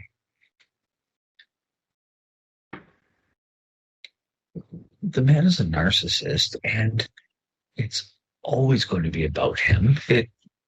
With what's probably going to happen in Ontario with the election. And by the way, we could very well have a delayed federal election because Ontario voters are going to be too tired. They're going to be too fatigued. And the NDP election staff, they're just going to be trained because they're going to be going door to door, as will whatever's representing the Ontario Conservative Party and whoever else. So Ontario could very well be the block to delay an election until October. And if that happens, I don't fucking know. I mean, honestly, I'm hoping and I'm praying that I'm going to be in the U.S. by that point. If I am, I ain't coming back. Like, I am not coming back. Like, this fucking shit show is just unreal. It's incredible. Like, it really is. So maybe I'm taking into account a lot of what's going on. I don't know. Maybe I am. Maybe I'm not. Maybe, I'm sure. I know. Actually, no. I know there are pieces that are missing to it. But I could very well have a better grasp on what's going on wrong than what's going on right within the bankrupt Canadian corporation called the Government of Canada. So that shit show is nowhere near being done. So, my friend, I'm going to throw the one back to you. That's I hit the okay. I hit the stop recording button. So my apologies. I hit it right again. So we're going to go back to number 6A and 6B. okay. So we have started at 0. Okay.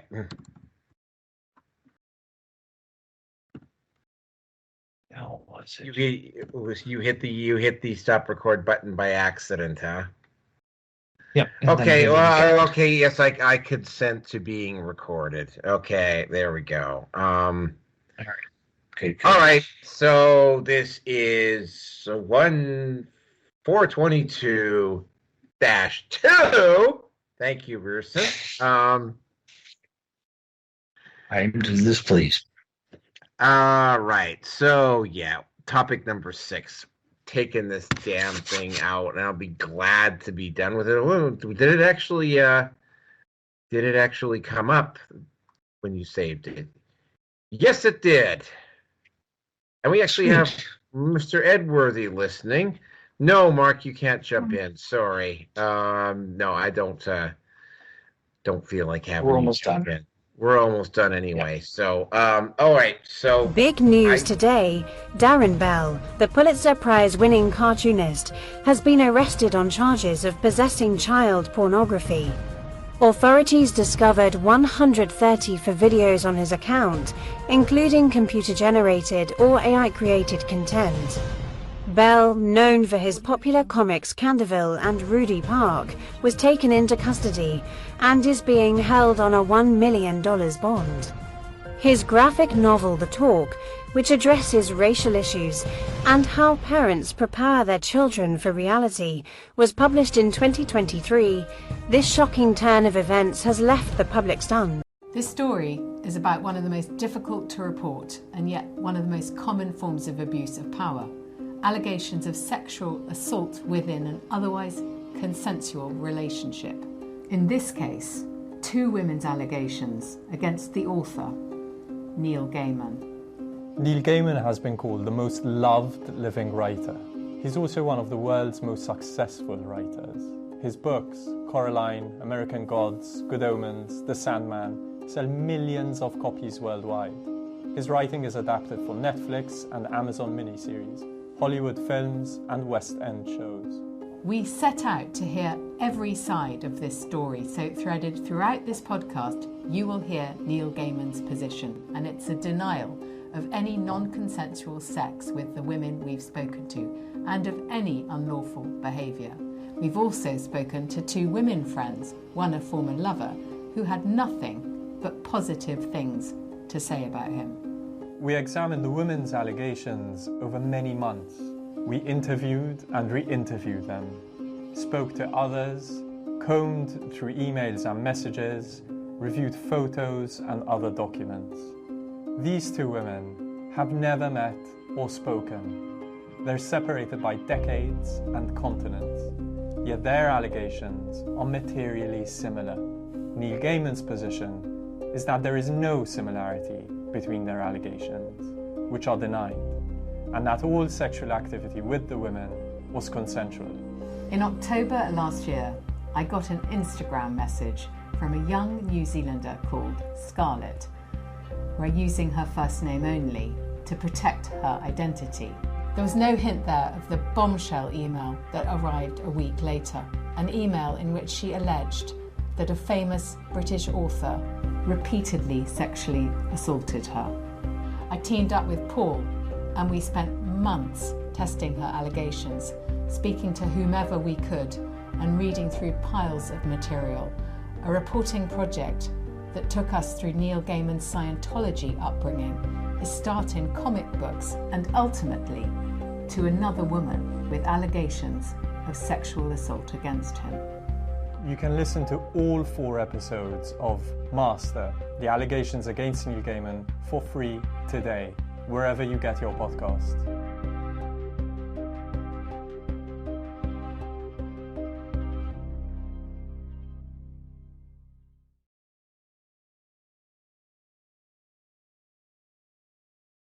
Darrin Bell is obviously a believer. When I didn't know who this guy was until I was actually revealed on Gays Against Groomer that he is a homosexual man who is an absolute woke believer, and some of his cartoons had there's a lot of his cartoons that I saw that had a very weird sexual element to them. And it's kind of weird because you take a look at it now and it's like he also accused Gays Against Groomers of a whole bunch of heinous stuff, and he had attacked some of the leaders of Gays Against Groomers. And yeah, I don't know all the exact details because I'm actually starting to fade out mentally here. But yeah, I am guessing what is probably going on is I suspect they probably knew what this guy had been about for a while. But yeah, he got caught, I think, by the FBI. He had several hundred images of child porn on his computer, and his cartoons, he was an absolute woke believer. He had done stuff where he had attacked people. He was a very vociferous. This is something that I'm noticing with people. If they, like, for instance, that one guy who came up with that scathing article against Sound of Freedom, who about 4 to 6 months later got caught in a child porn sting. This guy was a real vehement attacker of Gays Against Groomers and he was a real vehement attacker of the leadership of Gays Against Groomers and sent a whole bunch of outright lies about them. And yet again, here we go, another person who is attacking the people, even like, for instance, the gays who are like actually, and I respect them for doing that. The members of Gays Against Groomers, I totally, absolutely respect them for understanding that, you know, like, they got what they wanted, leave the fucking kids alone. Another one of these people who just absolutely was like slanderous and really nasty towards this group got caught engaging in got caught with child pornography, probably has abused a couple of kids in the past, right? And it's just, and again, I could say I saw some of his cartoons and I'm like, yeah, there's a very curious little sexual element to the stuff that he was drawing. And I in no way feel sorry for this particular dude. I can't say I'm overly surprised. I suspect you're going to see a lot of Darrin Bells getting arrested this year. Yeah, woke. I'm not going to go so far because apparently there has been some discussion about this, about woke being dead. Woke is not dead. I'm going to take the Kelso line on it. They realize that the jig is up, but they're not just going to go, oh, well, that's it. Our attempt to try to impose our ideology on everybody has failed. We're just going to go home now. No, they're not going to do that. They're going to fight to the bitter end, right? So what you're seeing is not entirely unexpected. But again, right, it's like they had 4 years to try to cram their ideology down throats of people in North America, and it just didn't take. They've had 4 years of ridiculously woke movies come out, and the only one that did well was the Barbie movie. And the Barbie movie did well because Greta Gerwig somehow managed to catch lightning in a bottle by accident. And she borrowed so heavily from Fight Club and The Matrix that she actually, in her attempts to mock those movies, actually ended up paying tribute to them. And the movie ended up being accidentally based.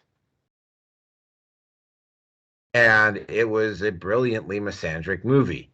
But getting back to this, and I suspect we're going to be seeing a lot of people like this, you know.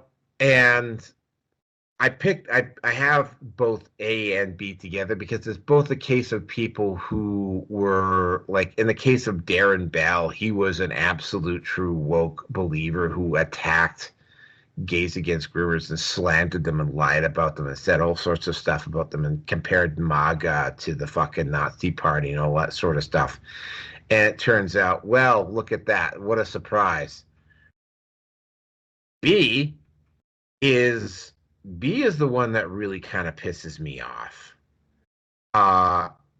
Neil Gaiman was not the worst of the woke sci-fi authors.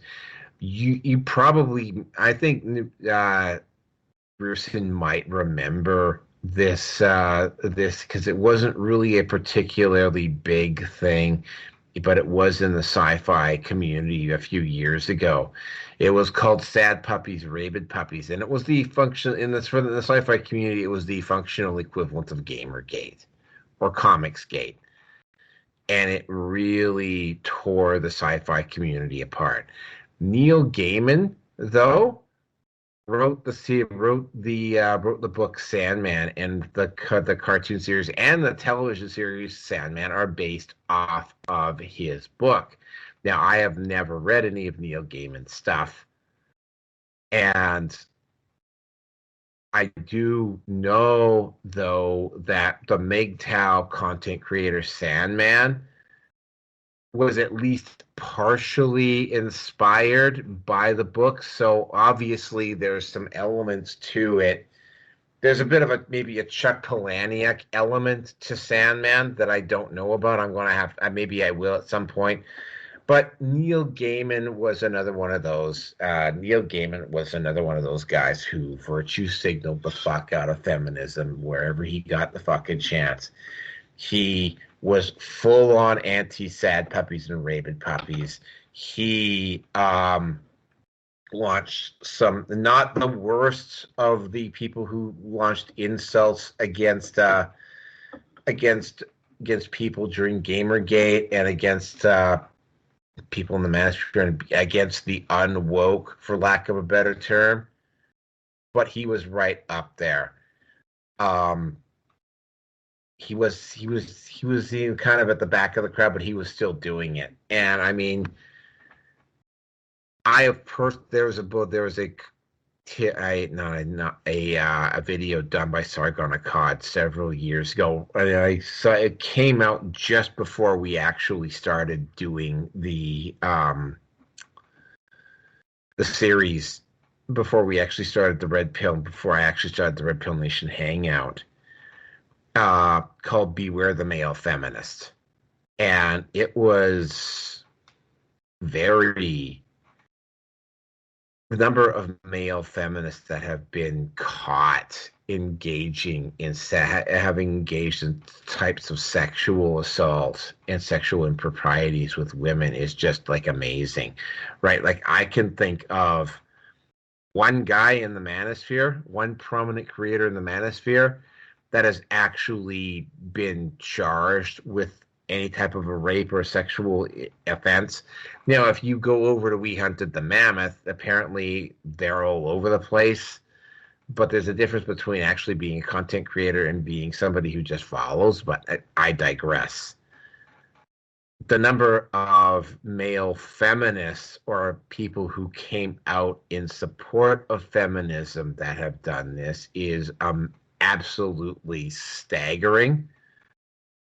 And they all tend to have this same self-righteous virtue signaling, fuck the manosphere, fuck men, you're all just a bunch of misogynists, you're all just a bunch of bigots, you're all just a bunch of racists, you're this, you're that, you're something else. It's like they got nothing but self. So on behalf of my side of the fence to Neil Gaiman, and I also have to point out here that he has simply been accused at this point. He has not been convicted. There's a fairly substantial amount of evidence to suggest that he is guilty, but he hasn't been convicted yet. But based on just some of the stuff, and I don't have exact quotes, but some of the things that Neil Gaiman has done around sad puppies, around rabid puppies, around Gamergate, and around a few other things, I know there's a concept that's talked about in the manosphere about when a person gets accused of something, where the process of the investigation is punishment. And certain groups of feminists know this. Now, whether you're guilty or not guilty, Neil, the police in Britain have to follow due process. I hope they fucking turn your life upside down. I hope the investigation is long. I hope it is thorough. And I hope they find more shit to embarrass the ever-living fuck out of you, you fucking hypocrite. You have a lot of fucking nerve pointing your fingers at my side and accusing me and the people on my side of the very fucking things that you're actually doing. Okay, yeah, Tate's been accused, and there was one other individual that I can think of that maybe got accused. There's way more of them on your side than there is on mine. Than there is on mine. And by the way, the charges against Tate have been dropped. There's still the ones over in Britain that he's facing extradition for. But you know what, Neil, yeah, I hope this embarrasses the living fuck out of you. I really do hope you're guilty, and that this investigation finds every dirty little fucking thing you've ever done and brings it out to the public. Because, hypocrites like you who virtue signal and point fingers at people on our side of the fence for the things that you're doing are fucking scum. Scum. I mean,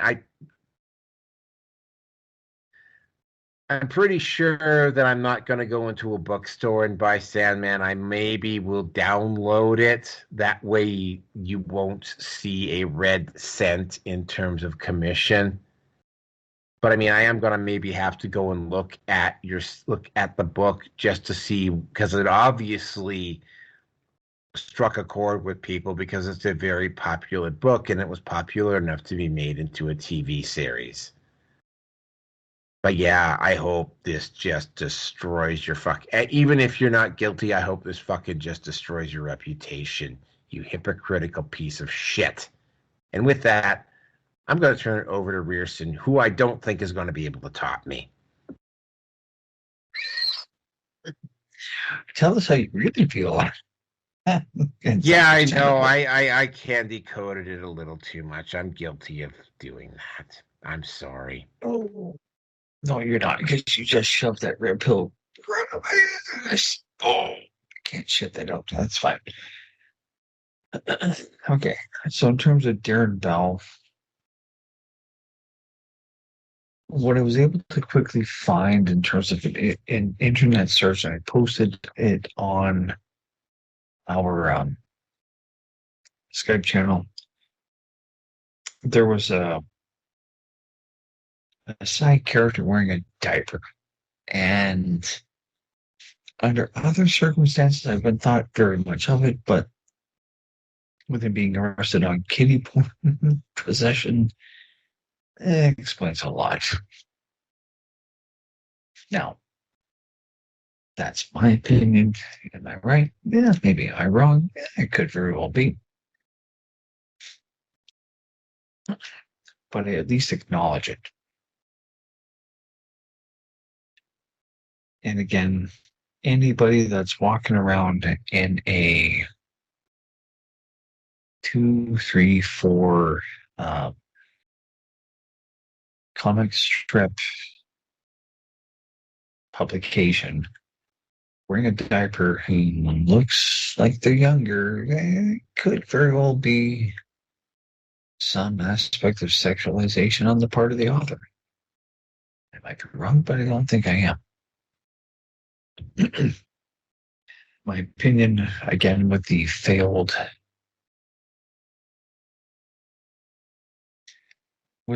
recording, is that if Darrin Bell is found guilty, no, bend him over a barrel and just let the inmates have their way with him, because I'm going to have no sympathy for the guy at all, and I don't. My personal court of public opinion being is that the guy is he's guilty. He's dead in the water, but due process has to go through, so let it go however it will. And if somehow they're able to delay things, okay, that's fine.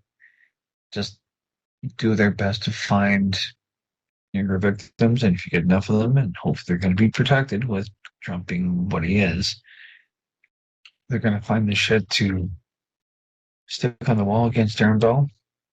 I'm not going to be upset. I really am not.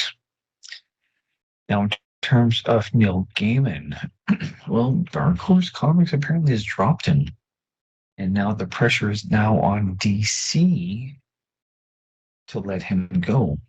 Now, given the track record of DC and their shitty productions, Bad Girl, not bad, but bad as in the Road with Wings, with what the fuck was her name? Ruby. We've covered this before. The CW and DC Productions, it petered out.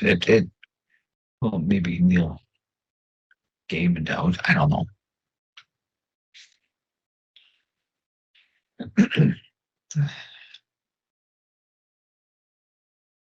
With what I've seen happen in Canada, and New York, I'm going to ask for your opinion on this one. The answer is safe purple. to say that. Just continue. The answer is purple. Continue. With or without dildos. Is it safe to say that Destiny would have considered himself a male feminist? Absolutely. Okay.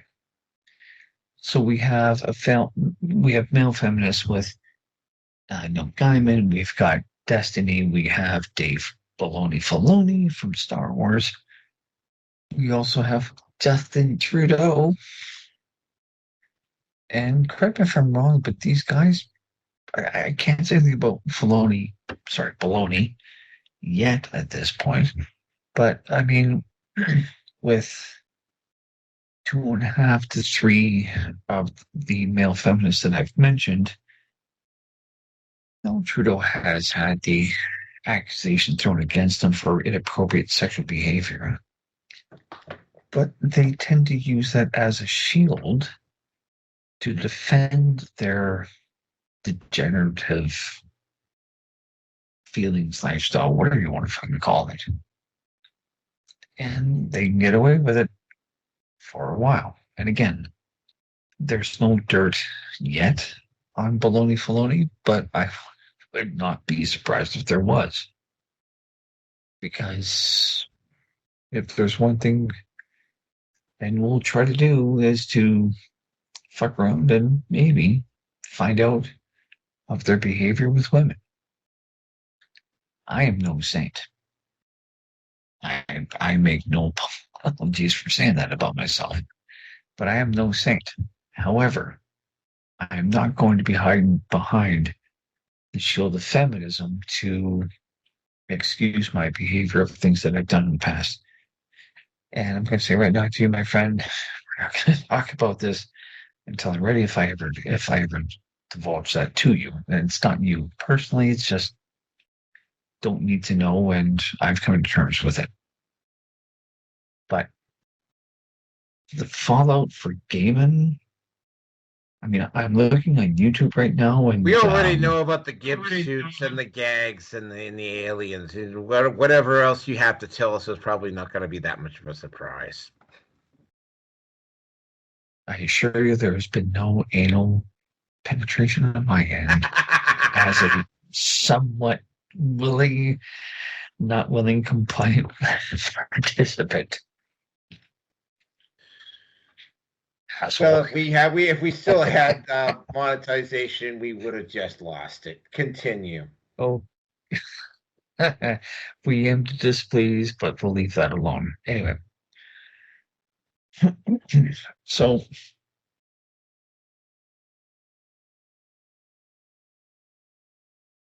someone like Gaiman, whatever the fuck his name is, Neil. I'll just call him Neil.